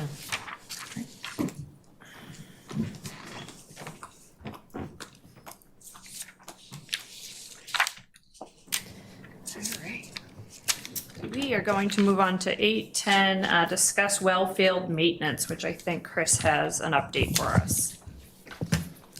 Yes, so the board requested to find, what the annual maintenance costs were on the wells we have to maintain in the town forest to comply with our ACO with DEP still. So overall, we have a total of 9 wells in the town forest. 3 of them are maintained every year to classify them as operational on an emergency basis to comply with our ACO registration, our water registration. And so that cost is like $20,000 per year currently to maintain those 3 wells. But as you'll see in my memo that, in the not so distant future, at some point, these wells are going to become non-maintainable. And at that point, to comply, you'd have to replace these wells, and that could cost several $100,000 from what I'm told, Per well? total. Total. I mean, if we, yeah, total, yeah, For 3 wells? yeah. The equipment that maintains the water, the wells, so that we can pump from them is what is being serviced. Yes. And then that would have to be replaced. We wouldn't have to dig The 3 new actual well, wells, yeah. correct? No, potentially, they said we would have to dig 3 new wells. Oh, Yeah. that's worse. That's way worse. And that, I assume that's an estimated cost then, because you just don't know what you're gonna get when you start digging? Correct. Okay. And are the other 6 wells unusable? That was the Yes. thing. Okay. Yeah, we've never, ever since we, the water treatment plant closed down, we've never we maintained those. We've just maintained these 3 to stay in compliance. Okay. Karen? And I've been told that we cannot send that untreated water through our home plumbing systems. It would be disastrous. Can they be used for anything? Can they be used for firefighting, or would it also trash our fire equipment? I mean, if you had to present any of that water back into the system, there would be a lot of issues. Because there's a lot of iron and manganese in that water. There's a high pH level, much higher than we currently have with MDA right now, so it would cause a lot of problems. Like, it ruins, this is kind of silly. This whole thing is silly. You can't, there are backup wells, we can't use them. It trashes all of our appliances in our homes. This is silly, but this is the way it's been. So I don't know what kind of warning signals you're gonna get that the stuff's not repairable anymore, no. So the reason go ahead. Yeah, no, I think you're going to answer the question I had, why we've been maintaining them So if we we're can't use all, I them. spent a lot of time last fall reading Okay. really old minutes from town meetings, kind of like, how did we get here? Actually, I think it was last summer, Chris, when we were, yeah, a lot of time. Chris and I have spent a lot of time with meeting minutes. And so way back when, the town was urged to get off the Ipswich River because it was a stressed basin. And though the town moved to the MWRA over a period of, I think, 2-3 years, there were 2 buy-ins, and we've been over that territory. Instead of building a new water treatment plant. Instead of building a new water treatment, which would have been also prohibitively At expensive, the same price. and it would have taken longer. And so the urge was get into the MWRA and get out of the system and don't stress the river basin anymore. So the town decided to, I thought there was like an oil accident that also like expedited some of that. Am I wrong? find any There was a record of tanker that. Oh, there was a accident. tanker There accident. was, Yeah. yeah, but it's, But that didn't have That did anything? not have an effect because we got the well shut down just in time. Oh, okay, all right, so that was rumored. but it did happen. Discussion, should we join MWRA or build a new plant, was like, what if this happens again? Got it. There you Okay. go. Great All right. context. All right, okay. So we've maintained these wells as a requirement of our administrative consent order, that ACO. That is the agreement we have with Mass DEP to stay in the Ipswich River Basin, even though we don't take any water out of it. I think we just we pump the wells a certain amount, Correct. as maintenance. There is a lot of pressure to get off to free up capacity within the basin. Because we have this registration, we also have a certain amount of capacity that we have sort of an option to use. We don't use it. Which nobody else can take, by the way. The That's people that right. So it refuse to, limits, like, get off. it limits downstream communities Yeah. from being able to access that capacity. And I will add too, that this is just an emergency registration essentially for emergency use. If we That's right. wanted to draw regularly from it, it would require a permit, and We will never get that odds are permit. we wouldn't get that That's good permit. to know. Yeah, it would be, you'd have to pump it into a fire engine, fire pumper. I want to do that. So I guess my question is, emergency would be if the town forest catches on fire, is that where we would get the water to put it out? And both of our MDRA connections failed, and we had no water tanks. I mean, it's like, it's pretty. Well, that's, I mean, that's a It would still mean concern. introducing the water into the system, which is something you do not want to do.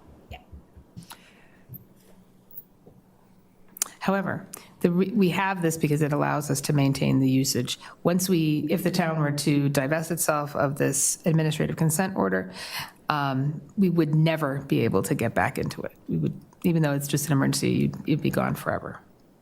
So that's a consideration. I will tell you, at the time that the town moved to the MWA, it was a massive community conversation. There was a lot of conversation about what the town should do. So I don't think the board should take it lightly. Like, if this is something that folks want to look into more, we can look into it more and see what those consequences might be. And the town does have full redundancy now with MWRA, That's right. so. That's right. So I think my question is right now is that the 20,000 is fairly minimal cost to maintain them currently. But with that being said, it sounds like in the not so far future, we would have to replace them, and that's a significant cost. And I think we're in another situation that's also costing us money for our emergency permit use. That's correct.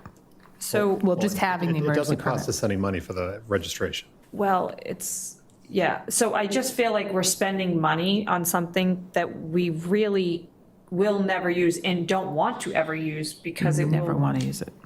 Okay, But it maintains the right to the water rights. but it's a lot of money for rights that we don't ever want to use.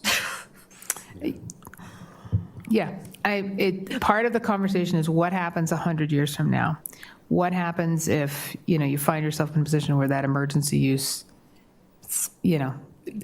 What constitutes emergency though? Like that was. it could be a fire, it could be an interruption in the MWRA water usage that's that we would need to supplement our water. Then we couldn't use that water. We wouldn't want to. No, like No. what if something awful like was released into MWA, nobody can use it. I don't know what we do, but suddenly that emergency use that could go on for a long time. Like I know it's emergency use, but it might not be like a 2-day emergency. It could be like a multiple year emergency. We haven't looked at Something it. like that happened, wouldn't That's it just be pretty affecting Armageddon Reading, stuff. it'd be affecting all the. That's correct. It would be an emergency. Be a big one. For everyone in the MWRA. Yes, that's right. I mean, the MWA does a good job of protecting their water quality. Karen? So the cost of rebuilding them would be the insurance if we needed them as an emergency, because then we could use the water. No, you We could just could never pump use it. the water. Not really. The water, it has to be treated before you would exactly. want to use it. Okay. I Because missed the there's word a high treated. pH, high levels of What would it magnesium. cost to get it treated, other than building a whole new treatment plant? There it is. That's what you have to do. Oh, that's the only thing. I didn't know Millions there was and like a millions of special dollars. filter you could put on. Okay, Weird. And I've been told the water would look like iced tea. Yeah. Okay. Nice. I like iced tea. Maybe we should have Eric Mislevy bring some water in the next time he pumps it so we can see what it looks like. No, thanks. So I don't think this is a conversation or a decision that needs to be had now, but what do you think, Jane, the next step should be if we are looking at having to replace them? I think that needs to be a conversation. We want to replace them? No. Well, I technically don't, but would that be a board decision? Is that a town meeting decision? Is that, Yeah, I don't know the answer to that, and I don't want to speculate, so we Yep. can look into what that would be. If the town wants to make a decision to release that agreement that also comes with some handcuffs to it, and that has the water restriction, the watering, outdoor watering restriction is tied to that as well, and our interbasin transfer agreement that moves us to the MWRA. So if we were to release this, what are the pieces we would have to put in place legally, and who would approve it? So we'd have to go to town meeting. I think you definitely have to do a public hearing for Yeah, sure. yeah. So we can get that. and I just think it needs to be a discussion that happens ahead of being like, oh no, we need to spend hundreds of thousands I of agree. dollars. Strategic planning. Yeah. So I think that's just needs to happen before that point. and the money to maintain these comes from where? Water enterprise. Yeah. Which is healthy.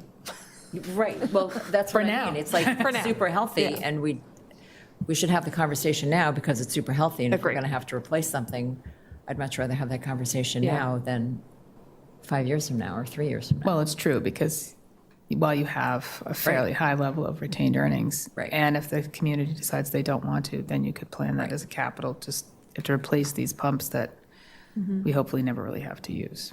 Yeah. It's not an ideal situation. But the maintaining water rights, that's a big deal in the world of law and municipalities. So food for thought, we'll get you some Right. more information. Great. Okay? Chris, did you have something? Yeah.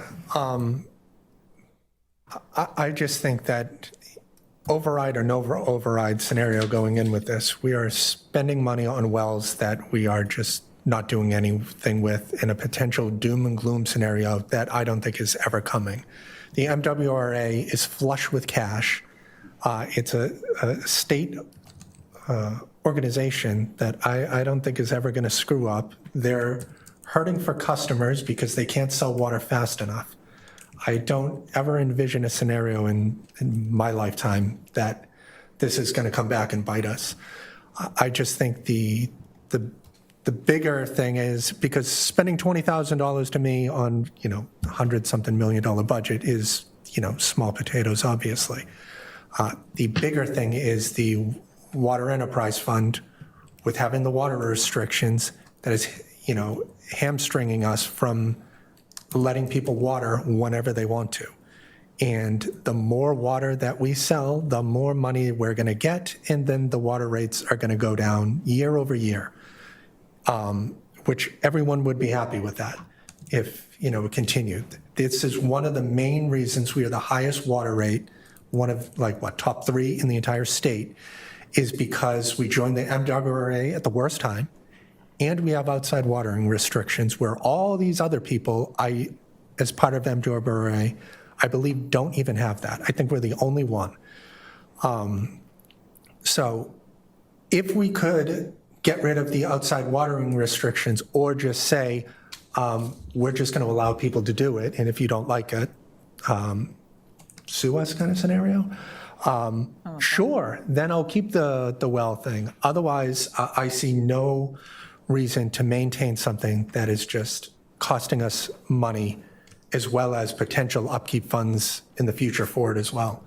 It's just ridiculous to do. I mean, that's it.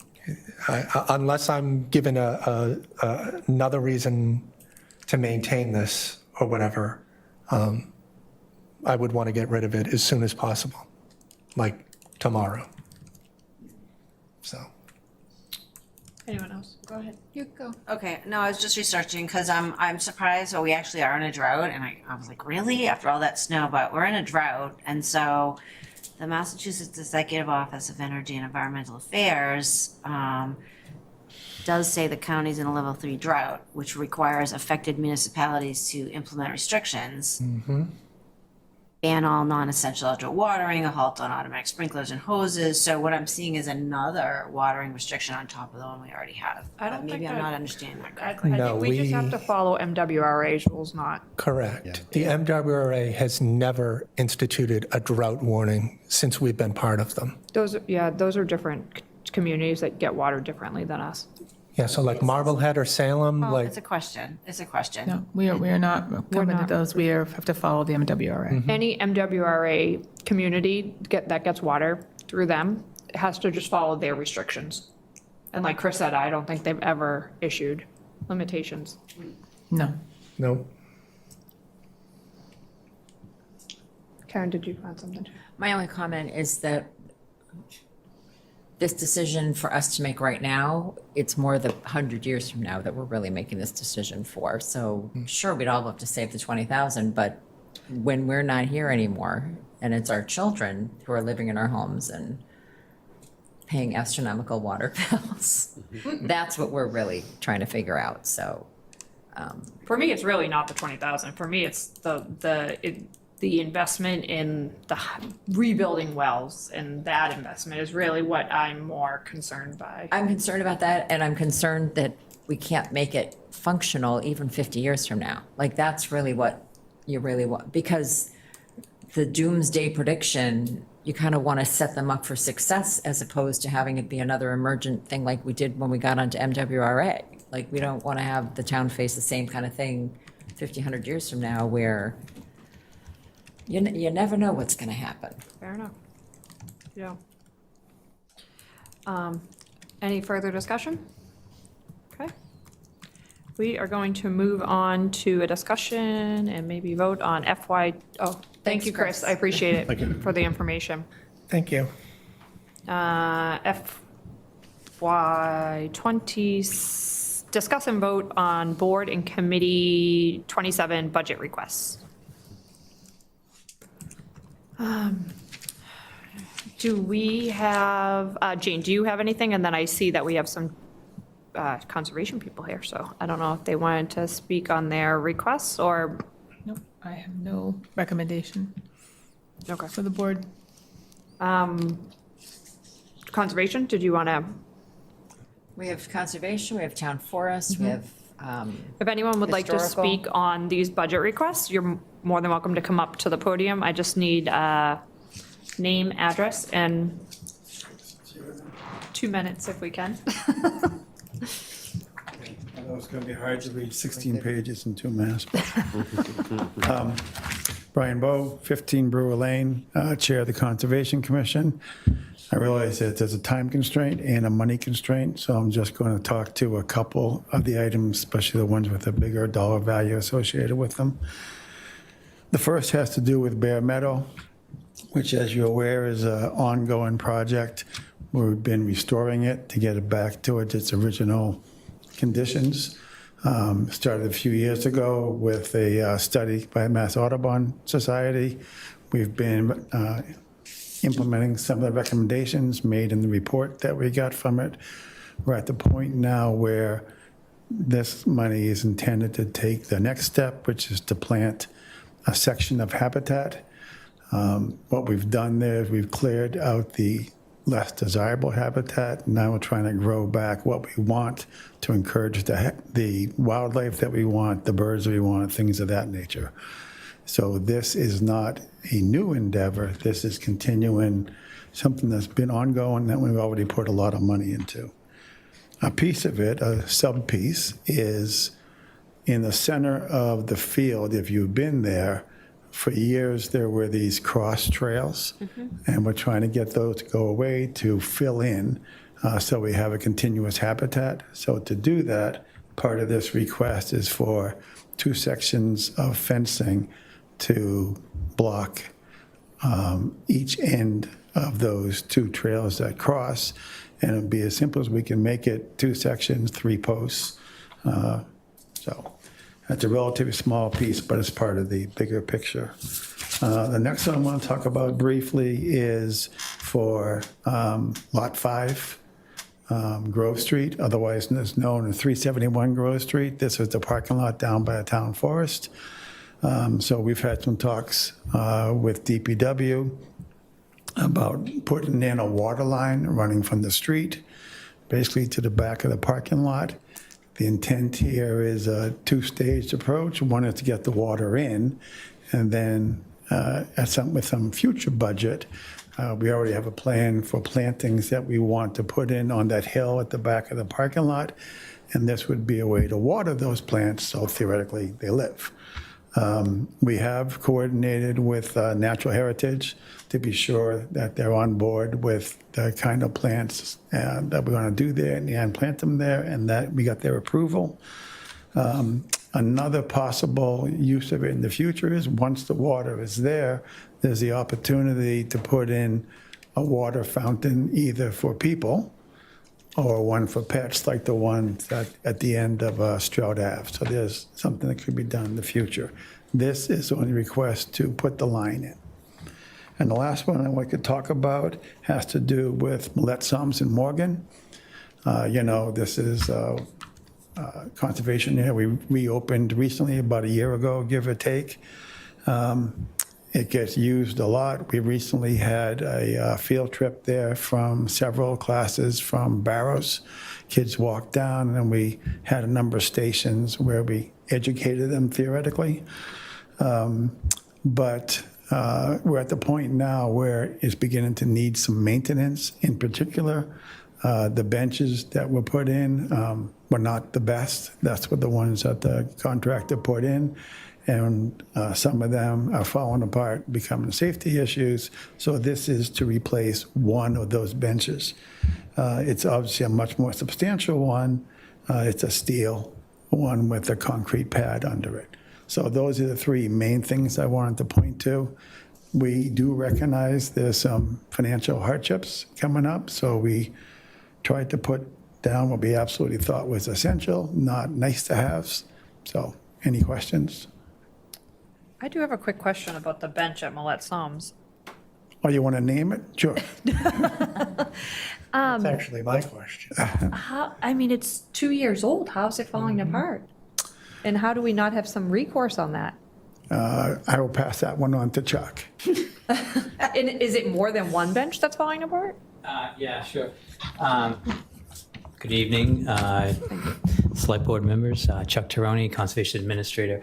We've lost all the benches down there. They were a polywood bench, and the combination from the direct sunlight and just people using the amount of use they have were bending the legs underneath themselves.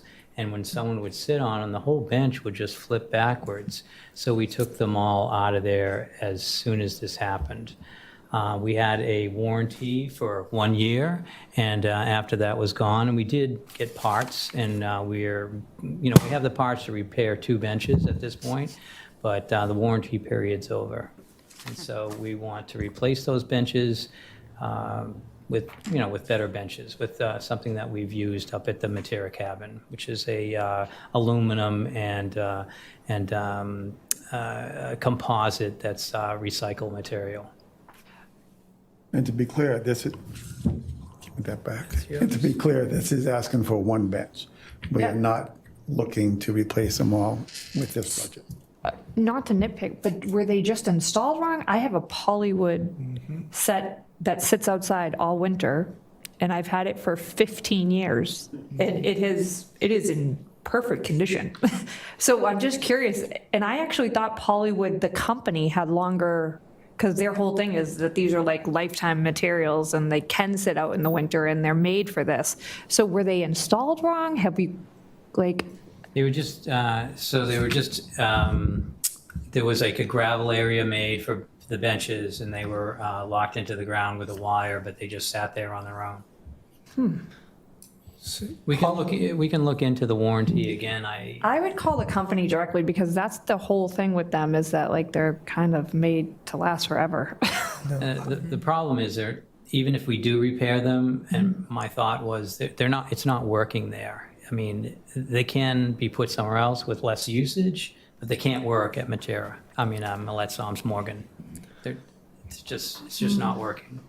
So Pollywood itself has a 20-year residential warranty. And then commercial, which this would qualify under, is 3 years. So they should be still covered under that. And I looked into Pollywood as well when I was redoing my scenario that you guys know about. And yeah, that stuff lasts forever. So I just don't see how any of this is taking place over there. And just, I understand it's in direct sunlight and all that, but like this stuff's sitting out in the middle of the oceans at like various restaurants and everything and just lasting forever. So I think the best thing to do is to table that for right now. We'll look into the warranty more, but that is my understanding as well. We can't use those there. I mean, we'll prove that we can't use those there, but I don't think the Unfortunately, town then wants that us to. becomes a nice to have and not a need to have right now, because if we have the option of repairing and using what was put there 2 years ago, I think we have to go with that right now. Yeah, what I'm trying to say is we don't. People are falling off these things and they're rolling over and back of them, and they were put together correctly. Then maybe an installation issue, if that they're not secured down to the ground properly, is what it sounds like. They sit by themselves. I think if we had them and the town approved it, we could put them somewhere else with less usage. I mean, they'd look great on the porch at Matera Cabin, but when we put them out in the sunlight, there's problems. I just think that with us only having 20 grand and a fly just keeps flying around, with us only having 20 grand and the total request from everybody is $23,950, and we see a bench for $2,000, like my first jump to that would have been, can we find somebody who's going to pay to put a bench there, you know what I mean, for like $1,000 and then get their name on it, like some of the benches outside here. So I can speak to that. We have done that. In fact, last year, somebody donated a bench for the full amount in memory of his wife, I believe it was. Oh, fantastic. So I wonder if we can maybe, I asked if you wanted to put your name on. Thank I you. wonder if we can see about maybe doing that for like just advertising it, because I don't remember seeing it. And it's good that it happened, but you know, just letting people know that there's an opportunity for this out there. I think you might get more than one bench, more than the 2,000 you're asking for, depending on how many people really care about the area over there. And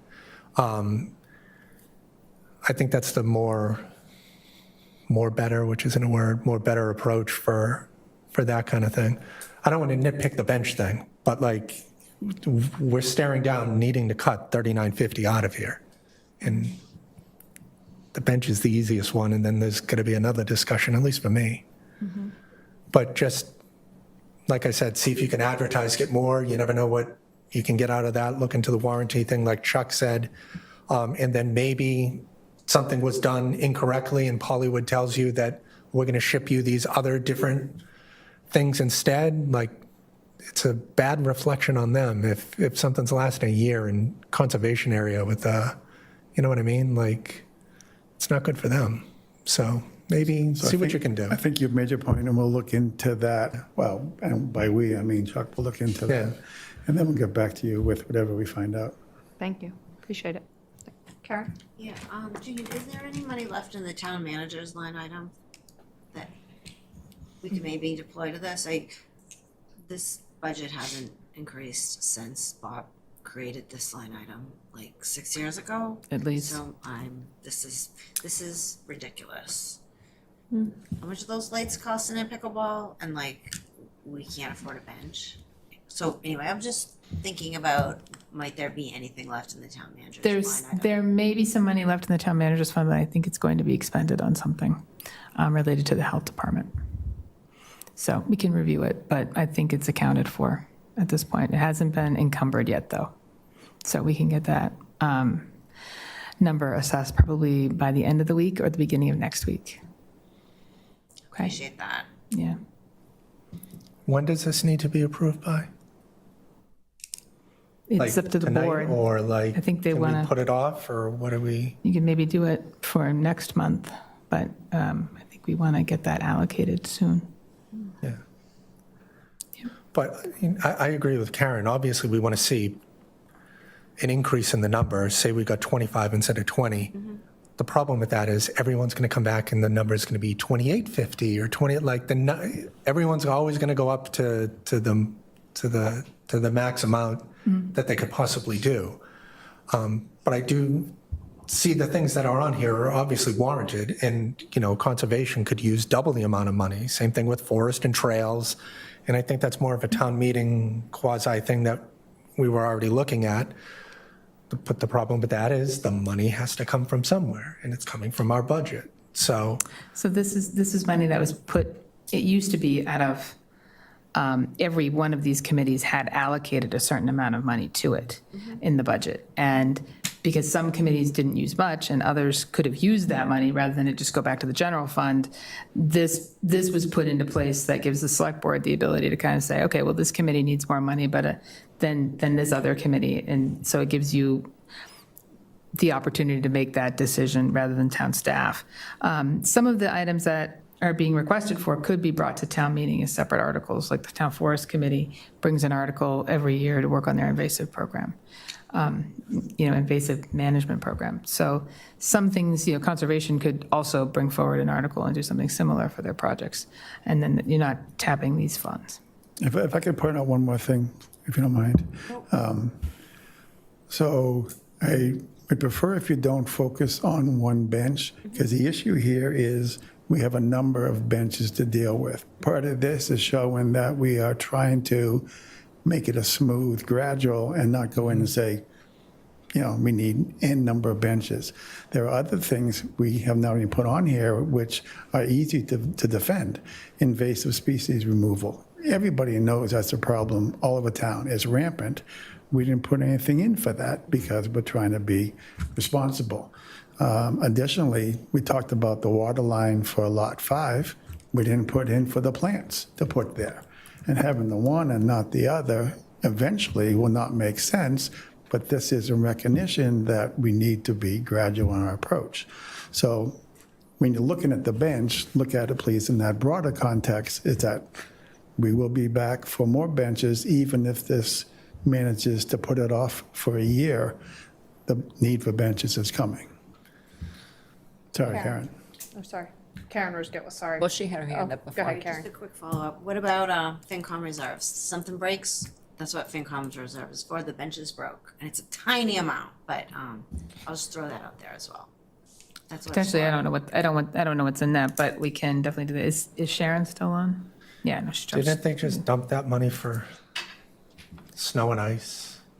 No, we brought that forward to town meeting to fill the snow and ice so that we wouldn't be able, the snow and ice deficit was greater than the amount of money that the I thought there was FinCom some holds. bridge thing that FinCom did.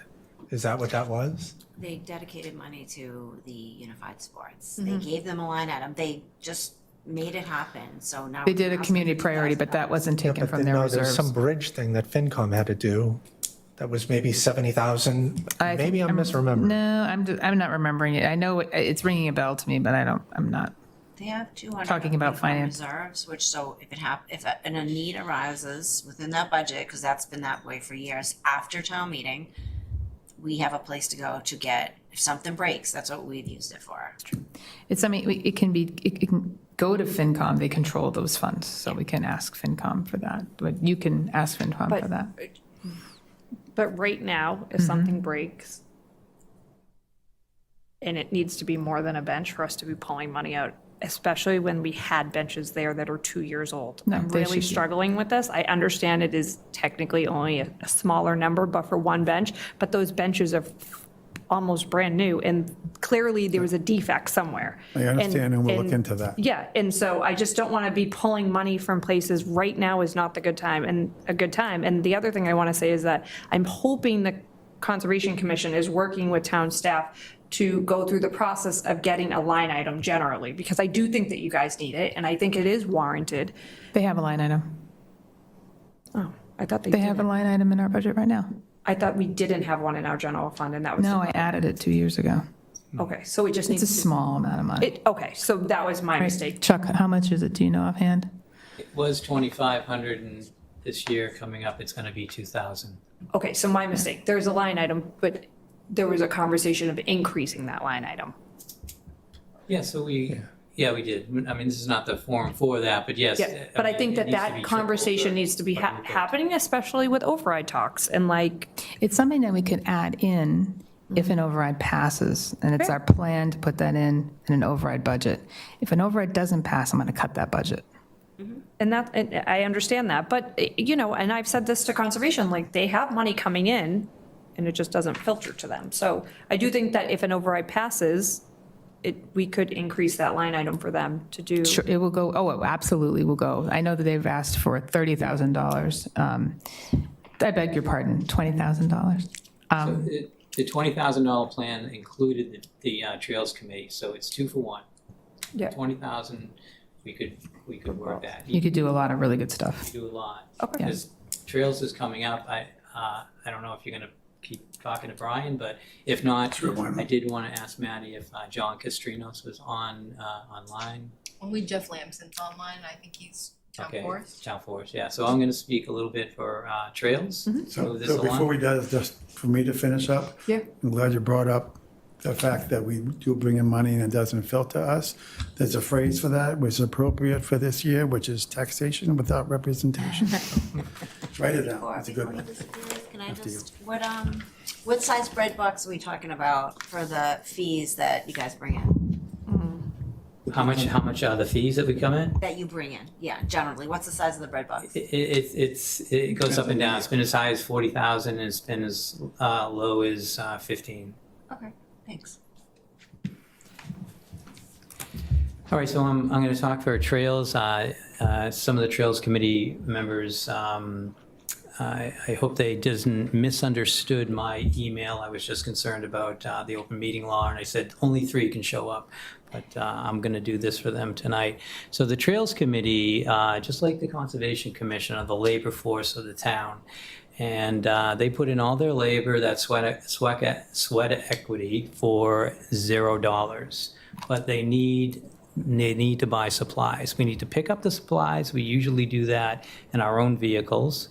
And we need to bring them out there. We need to work on our Fridays, Saturdays, and Sundays to get these projects done. We also, through Trails, but through me and through Conservation, we started this program with volunteers coming in. I have my Next Step volunteer group starting this week. We've already put in 35 feet of boardwalk, and we've used up, Chris and the DPW has got us some wood chips, 10 yards, and 5 of them have already been put out in the field. So we expect to connect Washington Park with Pinevale Conservation Area right on Warren Ave. So it's going to be a straight shot. If you've ever walked that area, it's a straight shot right down to Starbucks. You can get right up Pinevale Ave when this project's done, and you don't have to walk around the street. So it's great. They've asked for money for supplies. They have asked for money for some equipment that will go on a vehicle that we've been using from the DPW to help us be more efficient out in the field, and some other things. They typically ask for $5,000, and I think one year I spent that in 2 weeks. And that's with the force that we have with our Trails Committee and with our volunteers. And that's not just the Next Step Ministry group, that's also with realtors. They come in, and we've had the robotics team from, is it Amazon, or it's one of those groups. They haven't been here in a few years, but they come in and they do work either in the town forest or with conservation. And so we do need money available to buy supplies, or nothing, nothing moves forward, because they want to hear that their people are going to be taken care of. So having a baseline budget of $5,000 for conservation and trails seems to work out. I mean, conservation needs a little bit more. We're trying to do some real creative projects with our land, because we want to have people go there and we want them to enjoy themselves. So we were just talking about Millette, Psalms, and Morgan. That's not much of an area. I think the whole area is about 5 acres, and Millette, Psalms, and Morgan is 1.5 acres. And we're proposing to have one bench in that area, one bench. So there's some rocks to sit on, but we used to have benches, and they used to be in spots where you could look over the pond, or you could look over the Abijona, or you could, check out any birds coming in there. And a lot of people do that at 5 o'clock in the morning. You'll see those benches filled. Trails Committee built the trail between the Millette, Psalms, and Morgan and Hunt Street, and that constantly needs to be maintained. So that's 110 feet of boardwalk, and we're always repairing that. So anyways, both of these groups have a great work ethic, and they're not asking for much. They're just asking for the amount of money that it takes, that they can spend on repairing the trails of this town and keeping the conservation areas safe and accessible during the time that they can do some work, which is basically when the snow melts to when the first snow flies again. So that's really all I have to say, and I appreciate you listening. Thanks, Chuck. Thank you, Chuck, appreciate it. Yeah. Thanks.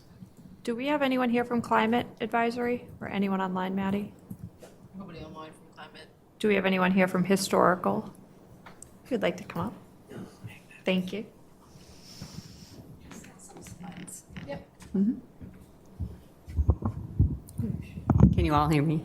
Yes? All right. Couple of slides. Samantha Couture. I moved to Reading in 2015 and joined the Historical Commission in 2018. I live at 56 Pearl Street, across from the old high school. I've been in book and paper conservation for ages, and I have a master's in library science. And currently I'm the conservator and preservation librarian at the Massachusetts Historical Society. And one of the things that interested me in joining the Historical Commission was the town's archive. If you go ahead one slide. So the town archive was established to support the Historical Commission by collecting historic records, photographs, documents, and artifacts related to Reading's historic and architectural inventory, for which the commission is tasked with holding demolition delay hearings for. In 2025, we designated it the Virginia Adams Historical Archive to honor Ms. Adams' role in founding the commission in 1977. Commission members use the archive to answer questions from town residents, employees about structures on the inventory, and then more general questions about the history of Reading. We maintain digital records on the town server. And each spring, the town archive is used to select photos for the RMLD calendar. So those are from our, I think 20,000 photos. The next slide, please. Let's see. In many towns, the clerk maintains some archival records, and the library may have an archive. In other towns, an independent historical society would house an archive. Reading's historic documents and artifacts are maintained by 4 entities: the town clerk, the public library, the Historical Commission, and the Antiquarian Society, which is a nonprofit, non-government entity. In 2019, we took part in a grant for a townwide preservation assessment conducted by the Northeast Conservation Center. And the major findings found a lack of climate control, past water leaks causing damage to collections, insufficient space, and no staffing and little funding to address preservation needs. Our next slide, please. Our annual budget has been $1,500 for as long as I've been on the commission. And we get a little bit done with it every year, but not a whole lot. And we have to use that for other things, like being part of the town fair or Friends and Family Day, things like that. In 2022, we applied for ARPA funding from the town. We received $13,500 total to begin to tackle some of the work needed in the archive. In this slide, you can see how tight the space is to maneuver. We have many large maps and volumes that can't even be safely viewed due to the lack of a table space. We would definitely be interested in moving to a larger space if one were to come up, say at the Pleasant Street Center. Next slide, please. Now, the ARPA funds greatly enhance the usability and preservation of the archive. With those funds, we completed 3 major projects. We were able to digitize 20 large and panoramic photos of the construction of Memorial Park in 1919. The original photos had been on continuous display for 30 years and were in danger of significant fading. When I took one of them out of the frame, you could see a line around the edge that hadn't been exposed to light that was several shades darker. So we decided, we used that money to digitize them, and now the reproductions are up and framed in the room next door, and the originals are stored in the archive. And we also have them digitally, and we're hoping to find a home for our digital collections, either maybe through the public library or Digital Commonwealth, so they're more publicly available. So we have a comprehensive list of all the photos in our collection, but we did not have an inventory of everything else. With the ARPA funds, we hired a contract archivist who spent 225 hours creating an inventory of most of the remaining collections, creating categories of types of records and detailed descriptions. So a challenge we've been having for a long time is with no inventory, no ability to search, we didn't really know what was in the archive without going in and rooting around all the shelving. And being physically there when town hall is open, most of us have day jobs or other responsibilities, so we'll do our commission work in the evenings, but it's a little bit harder to get over here. With the ARPA funds, we were able to upload our inventory records to a web-based catalog system called Catalog It. We can now log into the service and search for records, and this speeds up the research process quite a bit in the response to residents. Someone might write in and say, I need some information about such and such a house, and we can now look it up and find, oh, we've got 3 photographs and a whole file folder on it. And then we can go to the town hall downstairs and get some more information. And we get requests pretty regularly. Next slide, please. And we've been collaborating and trying to make our collections a little more available and accessible by folks around town. We've collaborated with the history librarian at the public library, the town clerk, the Antiquarian Society, to share info, reach a big audience. New collaborations include possibly having some collections digitized by the Congregational Library and Archive. We made a donation of non-Reading related documents that just appeared in the archive for reasons that are lost in time to the Massachusetts Historical Society. Was happy to take them. We hosted a student from Merrimack College. She researched the Amos Parker House at 52 Salem Street using town archive materials, for which we were able to contact the Rufus Porter Museum and the Center for Painted Wall Preservation, and we are hoping that that mural in the house at 52 Salem will be saved before it's slated demolition by the current owner. let's see, oh, and we are currently working on an exhibit to commemorate the 250th anniversary of the Declaration of Independence with the North Reading Historical Society. And our last slide, please. So maintaining the archive to preserve and provide access to historical materials takes time and expertise. The Historical Commission has made great progress, but will need more and continued support from the town to fulfill this aspect of our mission. I don't know if this number made it into your total, but we asked for a further $5,000 for the upcoming fiscal year, primarily for another contract archivist to finish the work that Robin Merrow began. Catalog the rest of our materials, do a deeper dive on some of the collections we do have, to teach the rest of the group how to use the new catalog software we have. Also purchase some more housing materials to store collections, and hopefully digitize more photographs and glass plate negatives that we have. We'd also like to, we need someone to find the time to create an online space for access to our digital collections. So, are there questions? That's all. I don't know. Karen, go ahead. So thank you for investigating, possibly saving that Rufus Porter mural. I know, it's beautiful. It's very cute. It's a little house and there's little people taking a walk and it's up the stairwell. And the folks from the wall preservation have a guy they can pay to, he can remove the wall. He says I could pop the wall out and lift it up through the roof apparently. But he's working with the current owner on a potential agreement for the mural and a painted floor and a lot of interior woodwork to be saved. Okay, because I don't know if you're aware, there was a project in Stoneham. They took a bank mural off the wall and it's reinstalled somewhere else. Yes. Yeah, the Rufus Porter Museum is interested in purchasing that mural, and that's up in Maine. Oh, perfect. And so could you guys get money from that? Could, who? Well, they will purchase it from the owner of the property, Okay. but we've been helping to facilitate that, so hopefully the mural can get saved before the house goes. Okay. Yeah.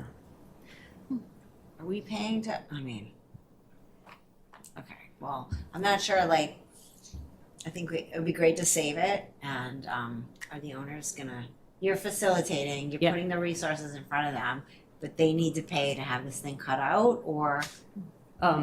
The Pay to Wall Preservation Group will pay the owner to remove the materials. Okay. And then, Okay. and the museum will pay the owner for the mural as a piece of art. Thank you for all that volunteer work, it's really Yeah, important. it's very helpful. We have a scrapbook on that house. Yeah. That our student just went to town on and Wow. wrote up a bunch. So we have all this great stuff and we'd like more people to know about it.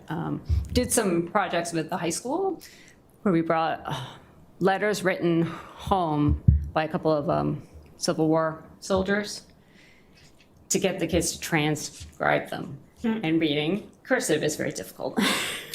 But we'd like to do a lot more things like that. And we need to have a better handle on what we've got and what's useful and what's not. And so, And maybe some space will open up in the less of the sub-basement at Town Hall when Recal it is a is really hard finished. space. We can't, let people come in. I've know. occasionally brought things Been to in that the closet. library for them to look at. So Yeah. with veteran services and recreation is building some nice office space Yeah. over at Recal, so maybe, Well, maybe we'd be happy to. we can find a expand. new space for you, But, which is whatever- less yeah. susceptible to flooding. Yeah. And Yeah. So our Okay. hump now is, getting that archiving bit kind of to a spot where we can then maintain it. And then I think we would ask for less money each year because we could do most of the maintenance and cataloging on our own. But there's just the backlog of things that have been left outside the archive door for many years. And thank you. so, Anyone else? Karen? Thank you for the presentation. Yep. I've been to the archive room and it's phenomenal. I think it's important that we realize that all, if not all of these committees could benefit from CPA, and I think we should keep that in mind over the next few months. I think all of these committees are very labor intensive, and they work like, excuse the expression, like dogs, as far as all the labor that goes in. I would love to find 23,950. I think I tend to get confused about funding for all these groups, whereas this is the first time I heard that we could get someone to donate a bench, whereas I thought before that we couldn't raise money for these groups. So I think I'd like some clarification, not necessarily tonight, but moving forward, so that if I wanted to donate hammers to the town forest committee or shovels or whatever, am I allowed to do that? Do you know what I mean? So I think I'd like to fine tune that so that people will know, because I think when you look at it, if I asked for $1 from every resident, I could raise $20,000 in very quickly. We can't fundraise, but we can accept donations. Okay. We can make it clearer, because I know that sometimes. Can I recruit the donate? Do you know what I mean? Like, I want to make sure there's the fine line of how we get that information across, so that Sure, we nobody's can violating fine tune anything. that. It's very, the town's not allowed to fundraise. Temperamental. But I think that we could help them in many ways if people knew what they needed, if we're not able to give them all this money. And I do agree, I think we need to raise the amount of money. And if CPA passes, we could use this money for another committee that has never asked for money, that may need it. You know, there's all these other committees that do stuff, and we're not sure what they never asked for it. So I don't know if it's just that our funds are earmarked towards these committees only, or could anyone ask for money? These are for these committees. Only? Okay. Yep. Thank you for clearing that up. Anyone else have any questions? Thank you so much for your presentation. We really appreciate it and appreciate all the work that you do. Is anyone here from Town Forest? Thank you.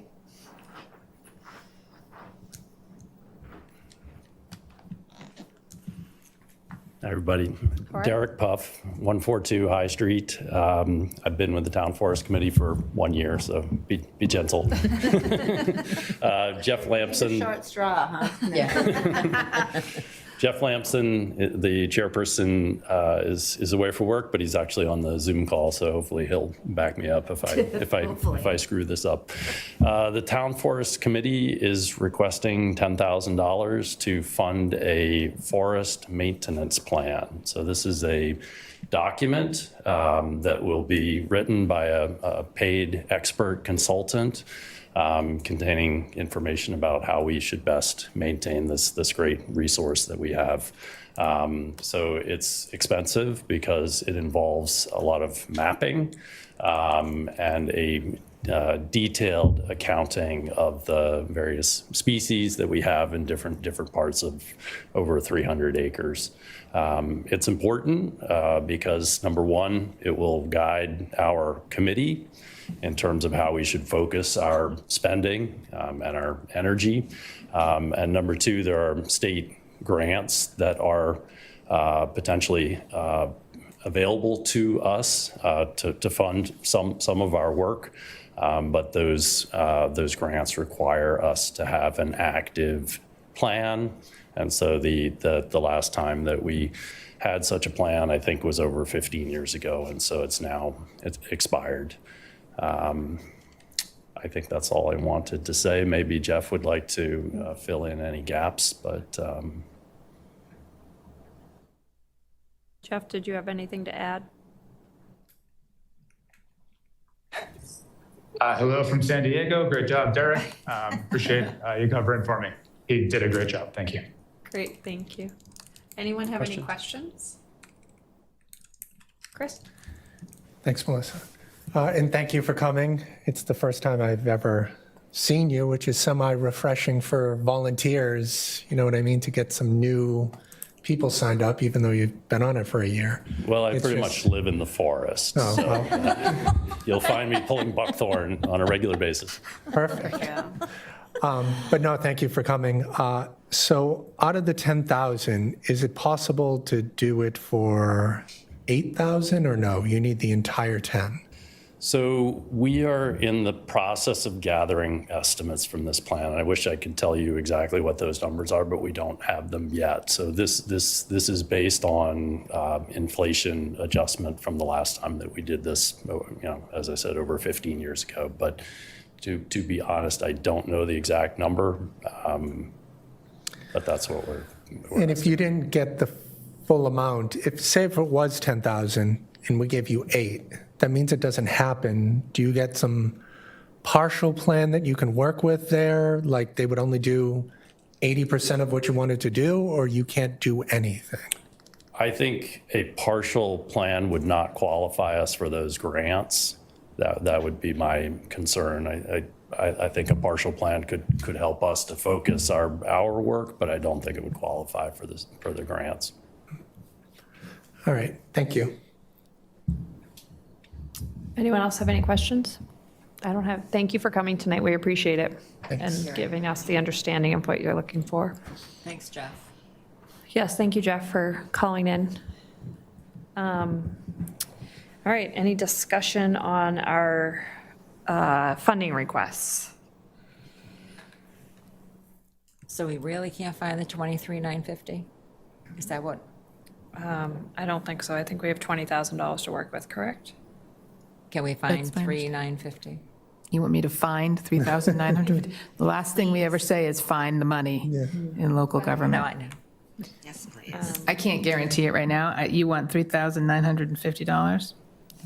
Well, We may be I able guess, to. no. I guess if we, Like $4,000? if we say that the bench replacement, we put on hold because they're researching whether or not they're going to get new benches, or perhaps we could somehow get a bench donated. I guess -2 out of this. It's all important, but I know that there's some questions about the bench. So if we -2, then it's 21,950. So then you're finding 1950. Then we're only finding 1950. I already sent an email to the finance director, so we'll see what we can come up with. Thank you. Yeah. And probably find it. You're looking for an individual for, just for conservation? The whole package? Well, 21,950 would essentially cover the asks of everyone minus the bench. Yeah. I think town forest is the 10, it has, they're gonna, it's like paying money to get money. Yeah, no. So it's one of those. The fact that it's linked to grants, I Yeah, agree. yeah. Like, I think that would be that's huge if easy. we can start applying for grants. Because I know town forest has some big asks at town meeting, so if we can help Yeah. with those asks by getting some grant funding, I think that completely makes sense. So we can put it on a future agenda after we get an answer? Do you want to do that? Yeah, we can do that. We could just put it on the next meeting, and then, This doesn't impact anybody, right? Like, Does when that is this, impact- when does your study have, when does this have to take place? Are we talking like you can do it a month from now, or is there any times on any of this? No, whatever. Chuck is saying no.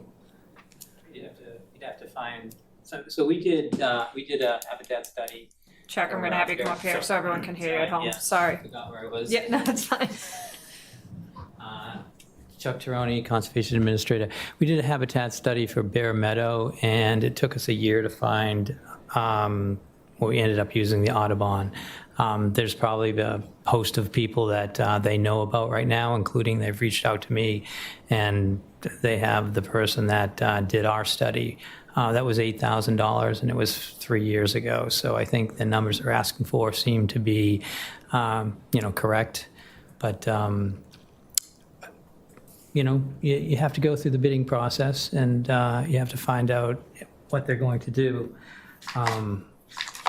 And it could be done in phases, but other than I guess the that, question is, in 2 weeks, if we bring this back to a future agenda and then get an answer for everyone to almost get all of their asks, it's not gonna make a difference here or there, 2 weeks. Well, 2 weeks doesn't make a difference because I think this money is available FY '27. Yeah, but I think that was Chris's question. Yeah, We just wait 2 I weeks. just didn't want to jeopardize any of these things being done if you had to start any of the work now or something, you know what I mean? Well, I think everyone who asked for a budget tonight would agree that if there is someone looking for an additional amount of money so we could all become whole, it would be great. So I'm just going to speak for everyone. We're all willing to wait 2 weeks. Yeah, because we go through this every single year where it's always a higher number than what we have. And obviously, all of the things presented to us are always warranted. It's just we have to cut something, and it's not you. Unless Jane finds the 1950 potential kind of thing, then everyone's happy, minus a bench. All right. If everyone's in agreement, I will make sure it goes on future agendas for Yeah, I think that makes either sense. June 23rd or July 14th meeting. I think that's great. Thank you. Does that work for everyone? Yeah. Okay, great. It won't take long to go through that. Yeah. Just do it at the town manager's report or something. Perfect. Okay. It can be part of our new consent agenda. What? Okay, we're going to move on. Discuss town manager goals. All right. Thank you, everybody. Thank you so much for coming. Don't all I run really out at appreciate it. once. Okay, so I have put before you, we discussed at the select board retreat in May. Was it about a month ago? I feel like we're moving quickly. Yeah, early May, yeah. We discussed bringing forward the town manager goals. So I have for you tonight 8 goals with some sort of subset information for your review, and then you can bring them back so that they're maybe adopted in July, I think was the time frame we were looking at for FY27. So that was the sense. So I'm just going to take you through these goals one at a time. My friend Maddie is going to put them up on the board. These goals on the slides are exactly what's written in front of you. They are not fancy.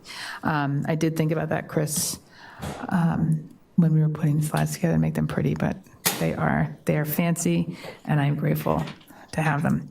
All right, so the first goal is to strengthen long-range financial sustainability. So advance multi-year financial planning and address Reading's documented structural budget pressures, including projected gaps beginning FY28. This work's already begun. Improve public understanding of key budget drivers such as inflation, health insurance costs, school funding needs, capital investments, and potential override implications.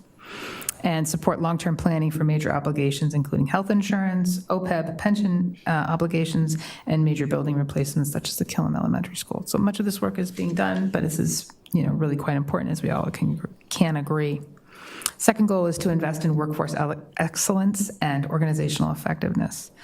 So here we're talking about developing strategies to attract and retain staff in departments with known shortages, modernize HR processes, applicant tracking, onboarding systems. We're going into our collective bargaining year, and that's 12 unions. So we'll be working on that, as well as staff development. And then this also comes up later, but advancing cybersecurity protections and digital accessibility initiatives across town systems. Number 3, deliver on major capital projects and infrastructure improvements. Provide leadership for the Killam Elementary School project in coordination with the MSBA, the school committee, and the permanent building committee.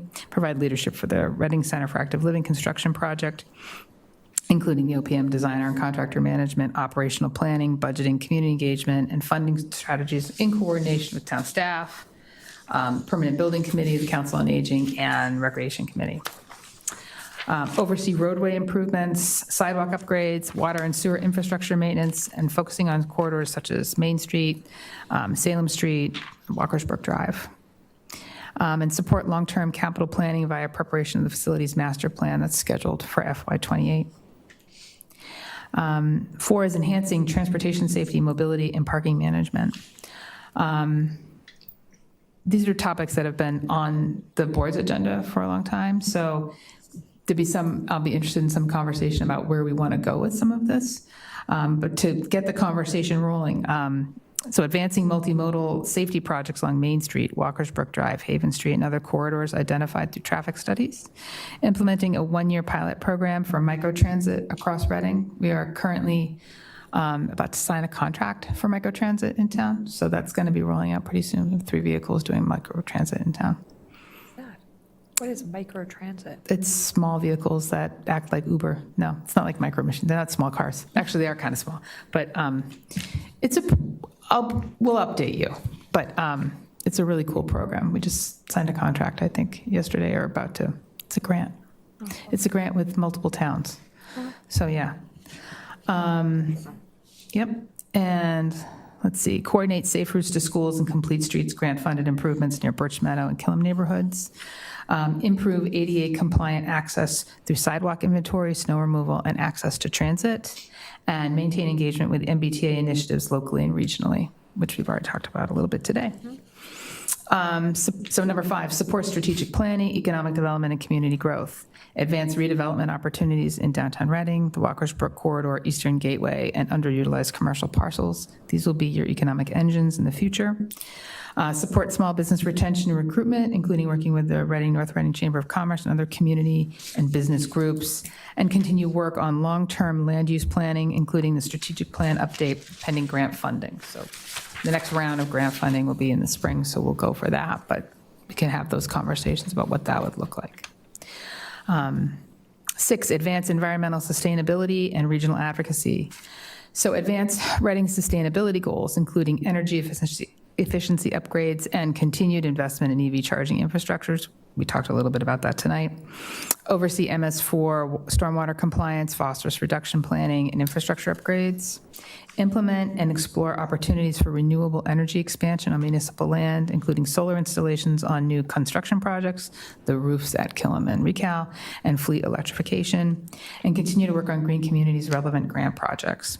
So once we have expended the that initial grant, which I think we're there, I think we're there with that project, which will be a weatherization project with Chargers are definitely like. Yeah, exactly. That once we move on to the next stuff, then it opens up. Somebody has pieces. bandwidth to get the paperwork in. I mean, It's true.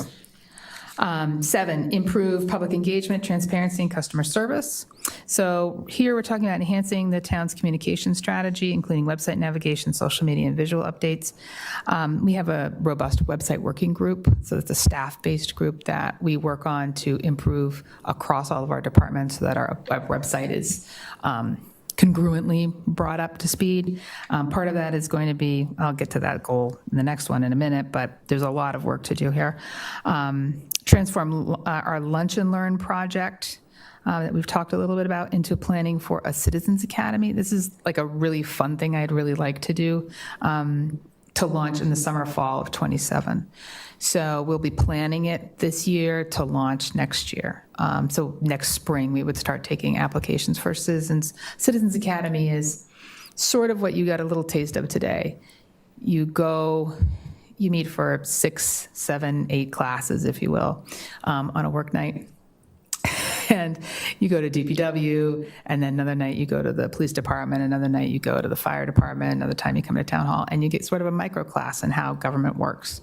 And it creates an opportunity for residents who are interested to learn a lot more granularity about how, the sausage is made and how things work, and you get to see the inside the buildings. And it's a really, really great opportunity. A lot of other communities have done it. We've done some training with other communities to see how to implement that in a make sense way that's not a huge staff lift.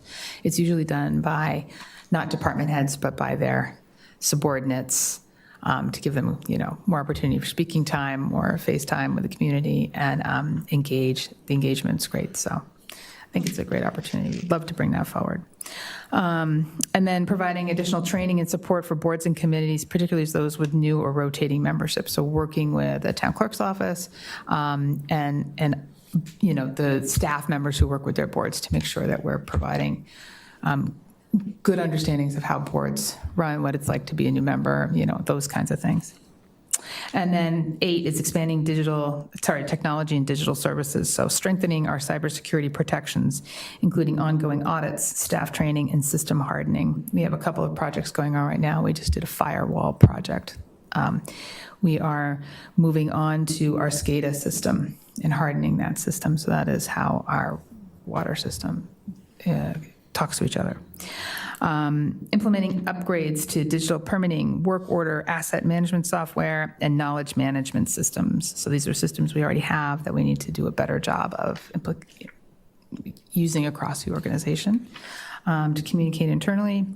Improve our ADA compliance and accessibility across all digital platforms in preparation for WCAG compliance that's coming April 26, 2028. That's a hard deadline that just moved. It was supposed to be next year, 2027, and the feds moved it a year. So we have to make our website fully ADA accessible. What is WCAG? I don't remember what it stands for. It stands for, hold on, I'll tell you a second. No, I used to know, but Web Content accessibility guidelines, yeah. So you can, if you Google it, it tells you all the things you have to do. Colleges had to come up to date this year. Okay. So if you know anybody who works for a university, they've been spending a lot of time on it because they had to get it done in April of this year. And municipalities were next year. And it's been pushed out to 2028 because by the time it percolated up to our awareness, our budget was already built. And if we needed to use any technology to do that work, we didn't have it built into our budget. I think that's true for a lot of people.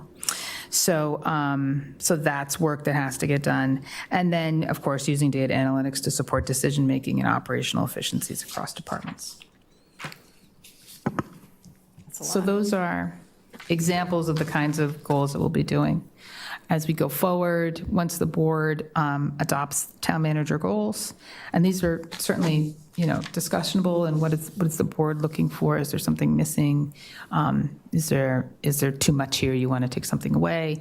Then we'll refine that down, and then as I do project updates and so forth, we'll connect those to the goals. So every time you see sort of what we're doing, how are we advancing the goals through our work on a day-to-day basis?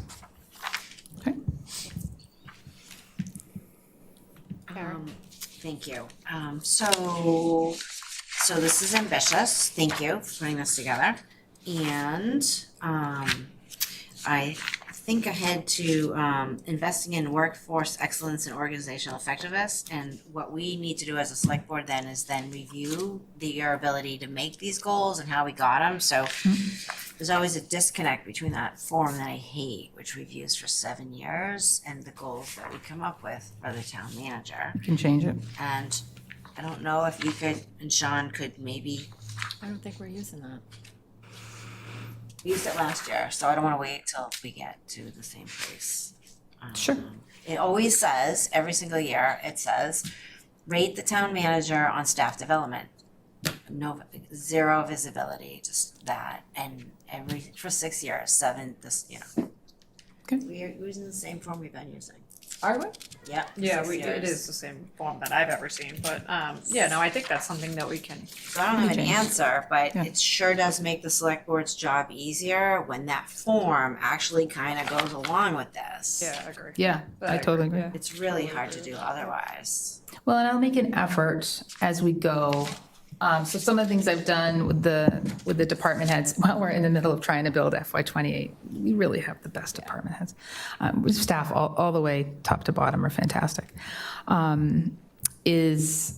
I've asked them for project updates. So right now I get project updates from most of the department heads on a weekly basis.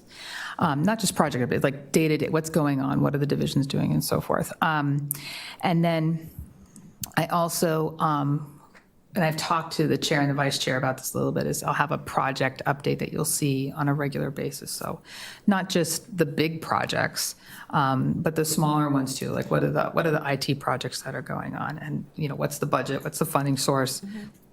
What phase is it in? Is it just getting started? Is it about to start? How's it going? That kind of stuff. So you'll see that on a regular basis. And then we'll report to, so what are we doing to manage these things? And also, how are they going to be affected by, budgets? So, if we have to cut costs, some of the costs might be professional development, or the ability to go to conferences. We might limit some of that, or we do more. Really don't have any visibility to whatever professional development that people have access to. And I know we don't reimburse people for any educational pursuits, like we don't allow them to take classes and. We do, there's a program with the MMA and Suffolk University for people that want to do a certificate program in public administration. And that is a really affordable program, and the town does pay for people who want to do it. But it's a big lift. to take on. Fortunately, it's on Fridays, so we've done more of that in the past. There Matt have been- attended it, we asked him to, but all I'm saying is, we don't have, I'm sure maybe town managers are doing this, but it's like one of the things that's on that form that we literally have no visibility to. So we can make sure you have some visibility to that. That'd be awesome. Can I also just add, and I'll just let somebody else talk, Mid-Terra Cabin, can that be here somewhere? Yeah, that would fall under maybe capital projects. Seems like it. Yeah, I'm going to give you an update on that soon. Yep. Thank you. Yep. Anyone else have any input? Chris? Thanks, Melissa. Yeah, I like this broad overreach of various goals on here. I just still keep coming back to other technology-related items, which is just seeing about getting an app for the town, which will solve lots of issues that we have in general about more, more notice to not just only businesses, residents, when things are going on, with push notifications that you can do with that instead of having the reverse 911 thing. So an app would, be significantly better than what we're currently doing now. And then just replacing the, I don't want to say sandwich board, whatever out front that people still have to pay to put the little, sliding advertisement things in there. And So under let's 7 for just- public engagement, electronic signboard on the common? Yeah, so just replace, same footprint kind of thing, but then this way here, nobody's paying for anything. You can do LED, solar kind of scenario, and it's more communications as well. No, I Instead of can cycle 100% agree with you. Yeah, I Yeah. think that's a great goal. I remember you said there was maybe like a grant kind of scenario. Obviously, we'd love that. That grant scenario that we were looking at nixed that option. We were told we couldn't use it for that. Oh, So, okay. yeah, that was part of the MVP2 grant process. But yeah, those would be my two other kind of addition things that would just help, raise more exposure and get more interest in events and all that kind of stuff. I have some ideas about the app, and I'd love to meet with you offline to talk about what the goals of that would be. Because to do an app with like Civic Plus, believe it or not, they're gonna charge us a lot of money for it. So I'd rather identify the goals and show you some stuff that other towns have done. You can show me stuff that other towns have done. Yeah, if And see you- if we can meet there. And then I have some ideas, so I want to meet with you offline, but I think we can do that. I'm happy to. I'm happy to meet with any of the select board members on any of these items if there's something you want to push through. Anytime. I just think with the use of AI now, all of these things, the prices, the opportunities are going to tank and torpedo. So Civic Plus has had a stranglehold on a monopoly of various cities and towns. For $500 in the weekend, you can make something far superior to what they already have. You just have to do it. So if Kevin wants to do it or whatever, that's it. Okay, So whatever exorbitant prices that have been being paid for before on things that don't have to be secure. Like our systems have to be secure here. That's right. But an app that's just pushing out notifications and that is a different ballgame. I have an idea of an app that we've taken a briefing on that, in full disclosure, is being done by a friend of mine. And it's an app that combines municipalities and their events, and it marries them to what local businesses are doing and offering in incentives or, highlighting new products that they're offering or whatever, and it also connects to the residents. So I can explain it more in detail. We can take a briefing together, so. Yeah, as long as it's available in the App Store for Google and Apple, as opposed to just adding it to a home site, just setting it as a favorite on a homepage kind of thing. No, it's, a downloadable app for both platforms. Yep, we can talk more about that. It's currently being shopped around like Hampton and other large communities, so. Anyone else have any other feedback? Thank you, thank you. Yeah. Do you like them? Are you? I do. How impressed are you with the Incredibly comprehensive, Yeah. and I'm overwhelmed It is by it. very agree. comprehensive. So I'm looking at saying, wow, that's read them a, over. that's a lot. Okay, well, and I just gave this to you tonight, so I know you haven't had time to review it. A lot of these things are already in motion. Right. These are things that are already happening. And this isn't everything. You know what I mean? Like, You have to save the stuff for tax workers are 2028. not on here, you know? There's a lot that's being encompassed in a lot of these things, Seems but like a lot. they have a lot does. going on. It seems like a lot, but I appreciate this. And Very thoughtful. yeah, Thank you. this was Thank great. you. Thank you very much. Any further discussion? Or okay, we'll move on to liaison reports. Who would like to start? Anyone? Anyone? I'm happy to go. Okay, Karen. Go ahead. Okay, Thank you. great.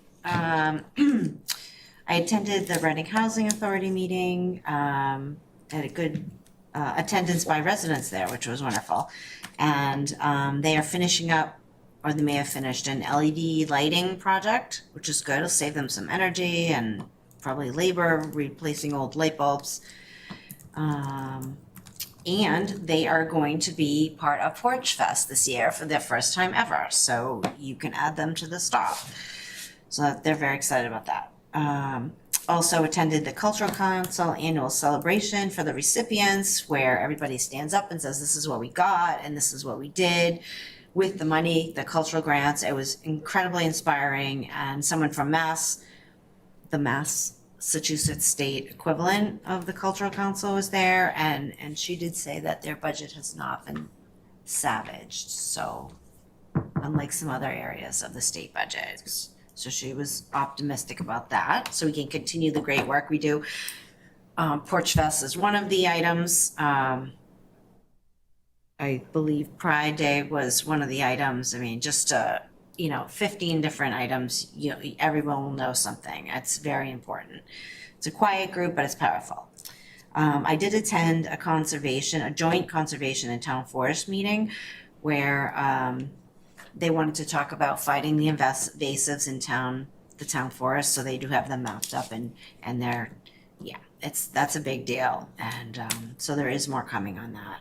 But I appreciate that they're keeping an eye on it and coming up with strategies to try to keep it from taking over the town forest. Last week, while the Cultural Council and other events were going on at the Pleasant Street Center, we had another gas leak with gas odor at the top of the stairs. The heating system's not on, the windows and doors were all open. It was a beautiful night. It was all in the 70s. So texted Jane, and Jane texted the fire chief, and the team showed up and proclaimed no gas. I'm like, well, the windows are all open. So, I mean, but this keeps happening. It's disruptive. It's an end of life problem that we have to accelerate to the front of the capital list. But my understanding, I did talk to the chief about this, is that National Grid, I believe, or Eversource also showed up, and there is no gas. They showed up Okay, you can early. keep saying that. I know what gas smells like. But the that is a meters are really- pretty accurate. Yeah, so what we keep doing is it's costing us money. The fire department has to keep coming out there. National Grid only responds to what to threats that they think are at a certain level. They're not doing anything. This has been going on for years. Their readers are very So I'm sensitive. giving my liaison report. I don't really want to argue about whether there's a gas leak or not. I'm not arguing, but I All don't of the want residents that it were- was not a gas leak, so I just wanted to You're correct. wrong. You're mistaken. Let me finish my liaison report, and then you can give your own liaison When the report. meters say 0, that means no gas leak. Okay, you're mistaken. I'm mistaking that their readers read something? They did?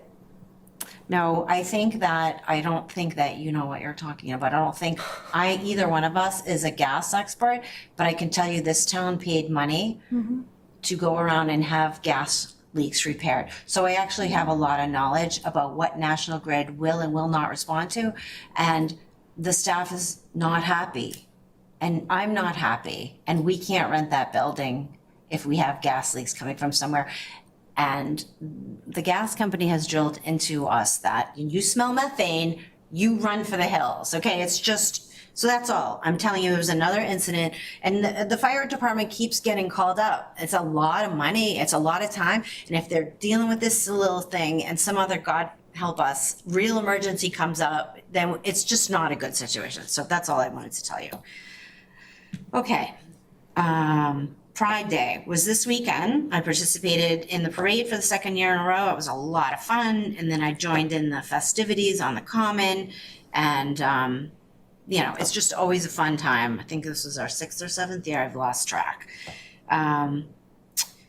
Also, the Library Terrace has been open. So I attended the Library Terrace ribbon cutting ceremony. I think it was about a week ago on a Friday evening. It's a beautiful bluestone patio with built-in seating, and with a little amplification is an amazing spot for, they had a violinist that night. So that's like such a cool spot, as long as you can count on the New England weather. But it does, I guess the genesis of the idea came up during COVID when we couldn't be inside and we needed to treat the outdoors other spaces. So, you know, kudos to, the director and the team that really designed that. People pretty excited.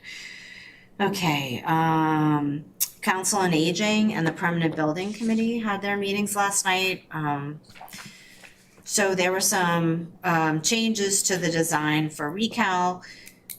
We've made, the Permanent Building Committee voted to make some accommodations to plan for the use of a future divider, keeping in mind that we really haven't defined all of the small groups that we need, and the population is exploding. And this goes across the community. It's not just for the seniors, but between the mahjong, between caregivers for parents with dementia, bereavement, like any number of small groups. Apparently, that is the way things are going, small group. So that accommodation was made. We also discussed the windows in the gym at the Recal, and they added another window for the walking track, and I think that was the one change that they discussed moving more windows around, but I think the one change they made was just giving people another window for the walking track, which will be a great addition. And we discussed the kitchen. No changes were made to the kitchen. It's a commercial kitchen.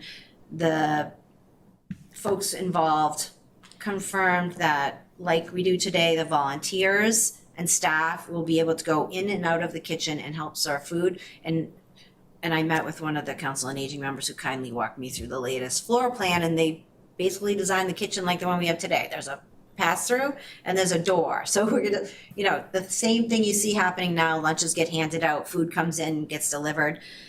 That will continue to happen with proper training and designation, and Jane's got an operational group working on that. And then the other thing they confirmed is that it's a commercial kitchen. We'll be able to rent it out. We'll be able to make some revenue, hopefully. Caterers can come in and bring their stuff in. Caterers are all serve safe trained. This gets into your work on the health.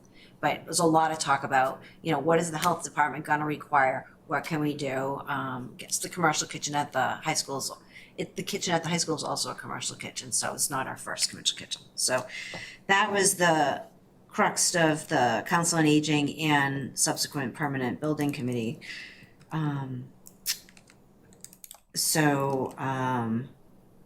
Let's see, the Gray DPW tour, I'll let somebody else give the highlights for that.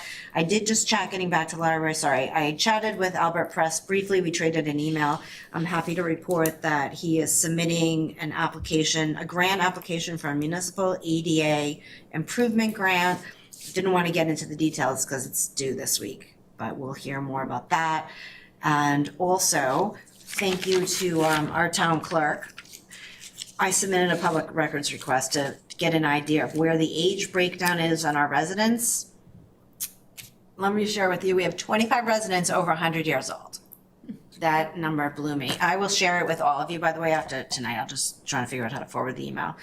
And the 60-plus community, including those 25 residents over 100, is 7,800 people. It's exploding. It's exploding, as another Council on Aging member said. And then if you include the 50-plus community, it's 11,000 residents. So just, you know, and we're making the decisions, what are we planning for?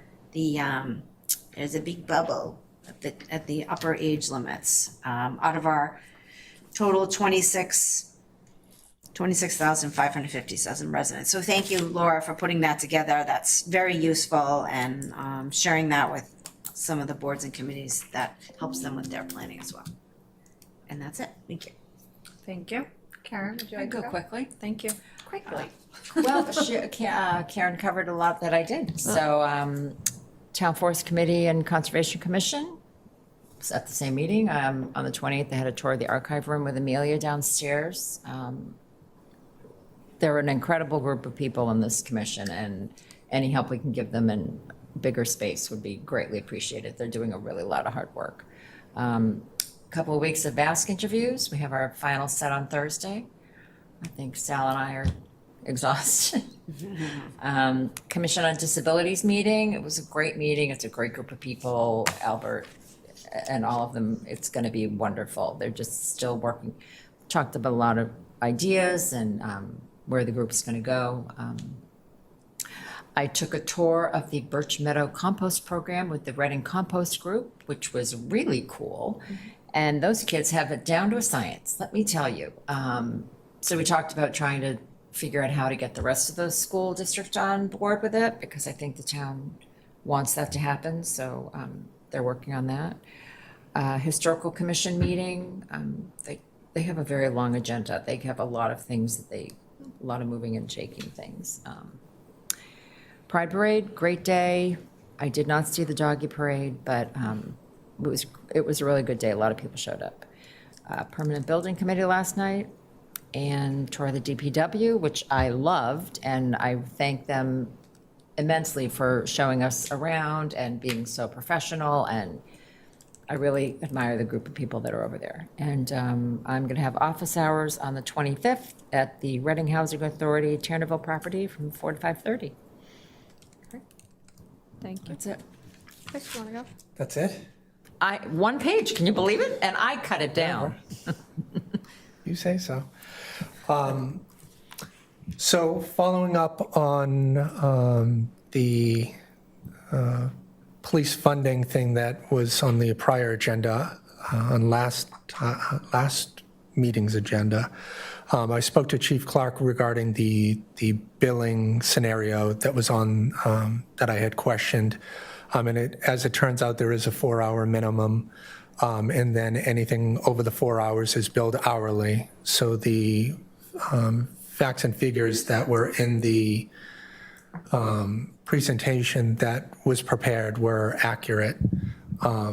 So it's good to see that they are on top of things, but from my viewpoint, I will always just scrutinize any kind of billing records, especially with us going into an override. So it's, doesn't matter which department it ends up being, I'm always going to be just looking at things, and not accusing, but just, where the oversight on this, other than Jane and staff doing the day-to-day thing. So it's good to see that that is working how it's supposed to.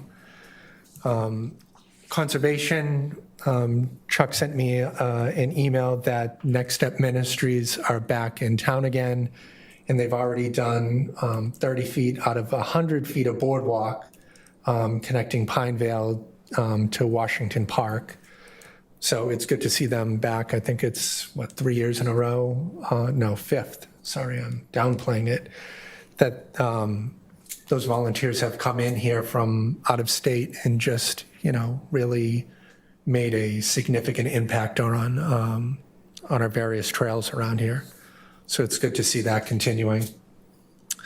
The school committee, at the last meeting, Sean Brandt was reelected chair and Lara Durgovich was vice chair. It was also Dr. Milachevsky's last meeting before he takes the new position in Florida. So it was good to see his whole family showed up with all the kids and everything. And I just want to give a shout out to resident Alicia Williams, who ended up making all personalized towels for the Milachevsky family, all the kids. I think there's like 5 or 6. all with their names on it. And to me, when you make a premeditated gift like that, that isn't some last minute kind of thing. So, kudos to Alicia for going ahead and doing that. It was, it was definitely a surprise to me and as well for his family. So I wish him the best. He's done a phenomenal job here in the last 5 years with Reading. A lot of national scenarios never played out under his tenure here. I don't think I can name a single one by either him or any of the principals and everything. So hopefully, for me, that continues into the next administration, because I'd like to think Tom brought things back to being academics and excellence and everything. And I would really like to see that continue going forward. And I'm optimistic, and we'll see how it goes. And then we did the DPW tour as well. It's wild to learn about all the various things that the DPW does, and the water tower and how they're monitoring it every single day for levels and increasing the flow from the MWRA. Those group of guys that were over there really know what they're talking about. You know what I mean? Like, I can talk about security cameras and wireless for days, and they're just spouting off everything with water and surveys and everything. And, it was pretty great to see. And they do have new chairs, which is good, that they got for a grant. So they're very comfortable over there. Well, in the break room. In the break room, When they get to yes. sit down, which isn't very often. Some other offices had some nicer chairs than these, Jane. There was some nice chairs, some wood. I imagine. Oh, yes. I saw. Very seasoned. And then, what else did I have? DPW, Tom, police, sheriff. Nope, I think that is it. Probably forgetting something, but all set. Sal? I haven't started my liaisons really, except for FAST. I've been pretty busy for the past 3 weeks, me and Karen. It's really nice to see all the volunteers, a lot of new applications, not incumbents, which is great to see. We're actually learning a lot about the boards, because we've been questioning the incumbents on how things are going and what we can help them with. So I've been learning about the boards that way. So it's a great experience for being new on the board. Yeah. Yeah, it does a good. Yeah. It's a good exercise. But it is a heavy lift, so thank Yeah, you both yes, for yeah, doing it. yeah. I listened into the school committee meeting on May 28th, where they did their focus on excellence on the valedictorian for the class of 2026 and salutatorian, which valedictorian was Amelia Borowski. So congratulations to her. She's attending Georgetown University. And the salutatorian was Indigo Bucco, and I'm hoping I pronounced the name correctly, and is going to Amherst College in the fall. I was also at the June 5th school committee meeting, where before that official school committee meeting, they had the staff recognition ceremony, where they recognized professional teacher status, longevity awards. We have teachers that are here 40 years. There were some retirements, also distinguished teacher awards and distinguished staff awards that went to IT, facilities, food services, family engagement, and student support roles. During that meeting, the Reading Education Foundation also brought a check for $40,000 that they've raised this year, mainly from Festival of Trees. And the way that works, which I didn't realize, is they have like teachers apply for like grants, and that's how they draw from that. So that was really interesting to hear how they work that program. And thank you for them and all the work that they put in to bring that money to the schools. It was great to hear and see everyone there for Dr. Milichewski. He has done an incredible job over the past 5 years.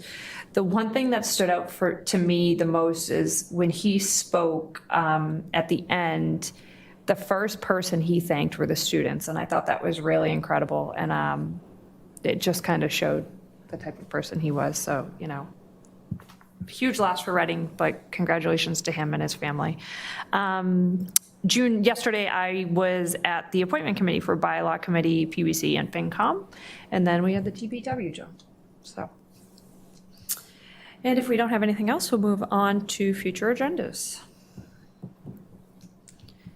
Do we have a draft? Maddie?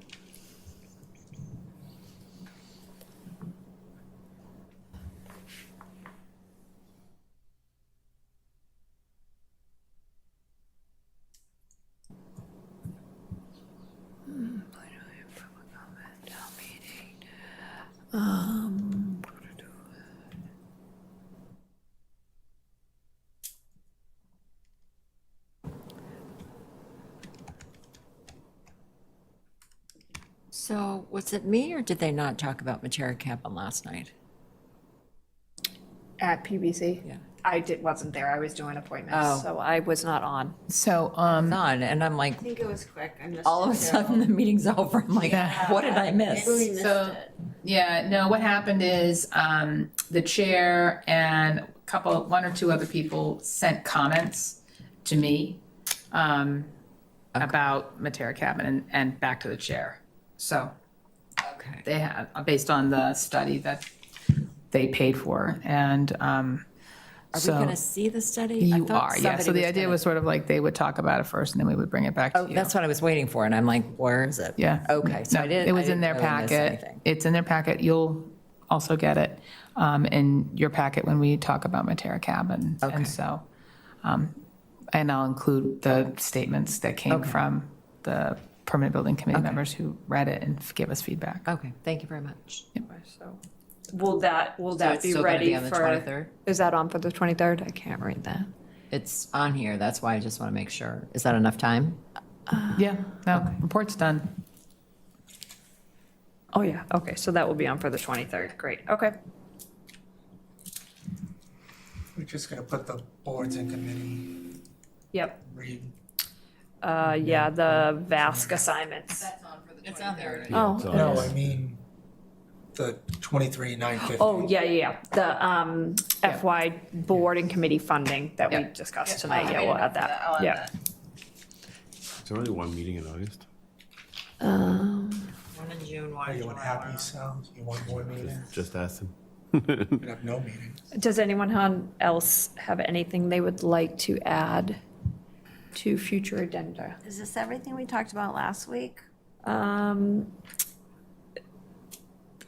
Maybe not. We haven't had our meeting yet to set the agenda for the 23rd, so I have a list of items that I just have in future agenda items. Is there something specific that you're looking for? Last time we talked about, The naming policy? yep, Yep, putting liaison reports near the town manager's Yep. report. and and I think we discussed Wondering how that was being handled. the reason we moved it is for staff and residents, so that when they're here, they're not sitting for the extra 15, 20 minutes that it takes us to seem to go through those, so I don't really, and I think the discussion is that if they were nights where we didn't have residents and staff here, we'd move them back up to the earlier in the I meeting. mean, that wasn't a public discussion, so we should have a public discussion, otherwise we're gonna violate open meeting law. It was just a I decision. thought that we was made. actually did have a public No, we discussion, am didn't. I We keep talking incorrect? about the agenda item. The I'd chair love to sets have the- a discussion chair about it. sets the agenda. Yep. It's up to the chair. I will put it on a future agenda to have a full discussion on it. Thank you.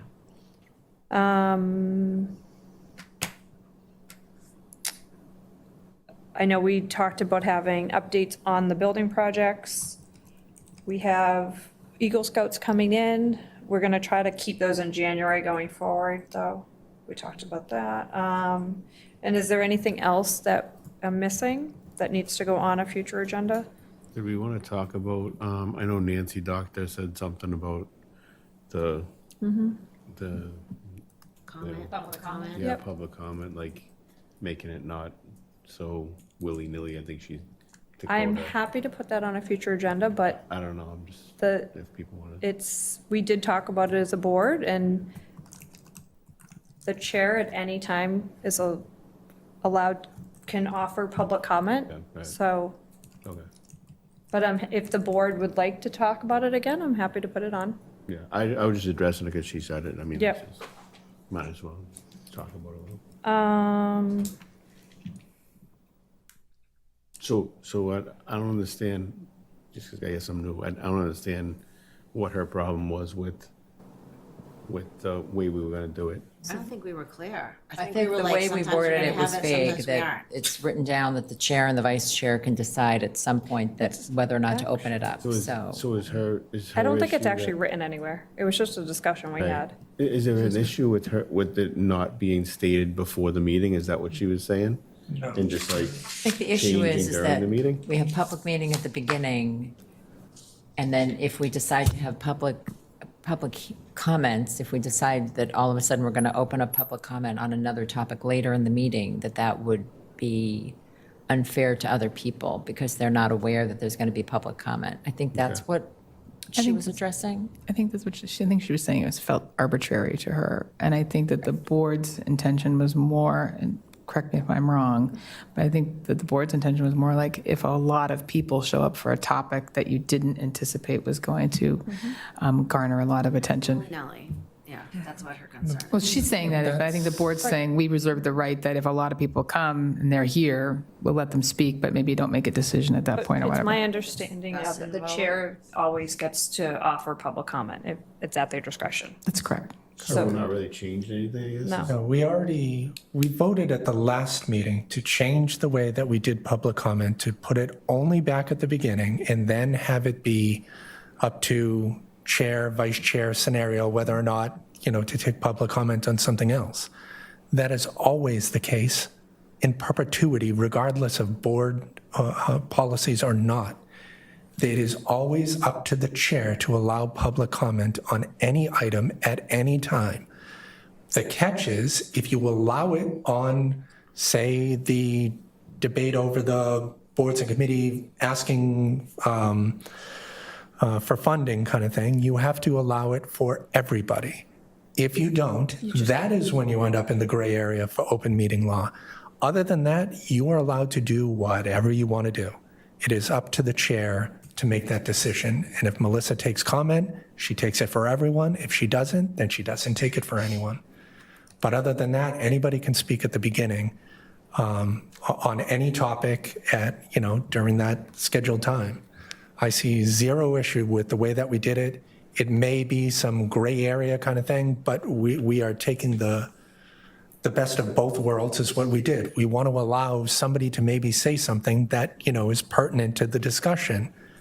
Like, it's always been like that the chair could always make that determination regardless. But they have to do it for everyone. So the chair can open it up to public comment. Regardless of what our policy was. And it's actually always what's happened. Like we can watch back years of meetings and occasionally the chair decides to allow people to speak. Yeah, I'm just And asking it's because I don't just- really know. We said it and then it became, I don't know. The goal of Melissa and Karen Rose Gillis was to alleviate any kind of whatever. And it now has seemed to morph into that's not good enough, and that it's potentially open meeting law. It is not. I don't know if I have to remind everybody, but for the last 390 days or something it's been now, 0 open meeting law complaints against us. And believe me, people would have loved to file some. You know what, we're getting off topic. Yeah. So I don't want to do that. If the board really would like it back on as an agenda item, I am open to it. I don't think it's necessary, but I am open to what the board would like to do on that. If we don't have any other comments right now on future agendas, we're just going to move on to minutes. If it's just normal business and I don't. I'm sorry, say that again, Chris. If Sal? it's just normal business, like, I just didn't know it was normal business. Yeah, no, it's fair. But if, like I said, if we want to have I personally think that one thing, and it's a heavy lift right now, and I understand that, is that one thing I would like to get on is to establish some sort of subcommittee to go over our select board policies, all of them, because I think a lot of times we have these discussions about what they are, and again, they're kind of arbitrary because there's no you don't follow the meeting, I mean, there's no Yeah. consequence for that, but, I mean, I think it should happen, but I know it's a heavy lift right now with everything that we have going on, so. Let's move on to our minutes. Maddie, did you get any changes? No, I did not. Okay. If we have a motion, Move to approve the meeting minutes of May 6th as presented. seconded by Karen Rose Gillis. Any further discussion? All those in favor? 5-0. Motion to adjourn? Oh, one more, sorry. Oh, I'm sorry, there's another one. Move to approve the meeting minutes of May 26th, 2026 as presented. Second. Second by Sal. Any further discussion? All those in favor? 5-0. And motion to adjourn. Second. Second by Sal. All those, all those in favor? 5-0. Have a good night, everyone. Thank you, everybody.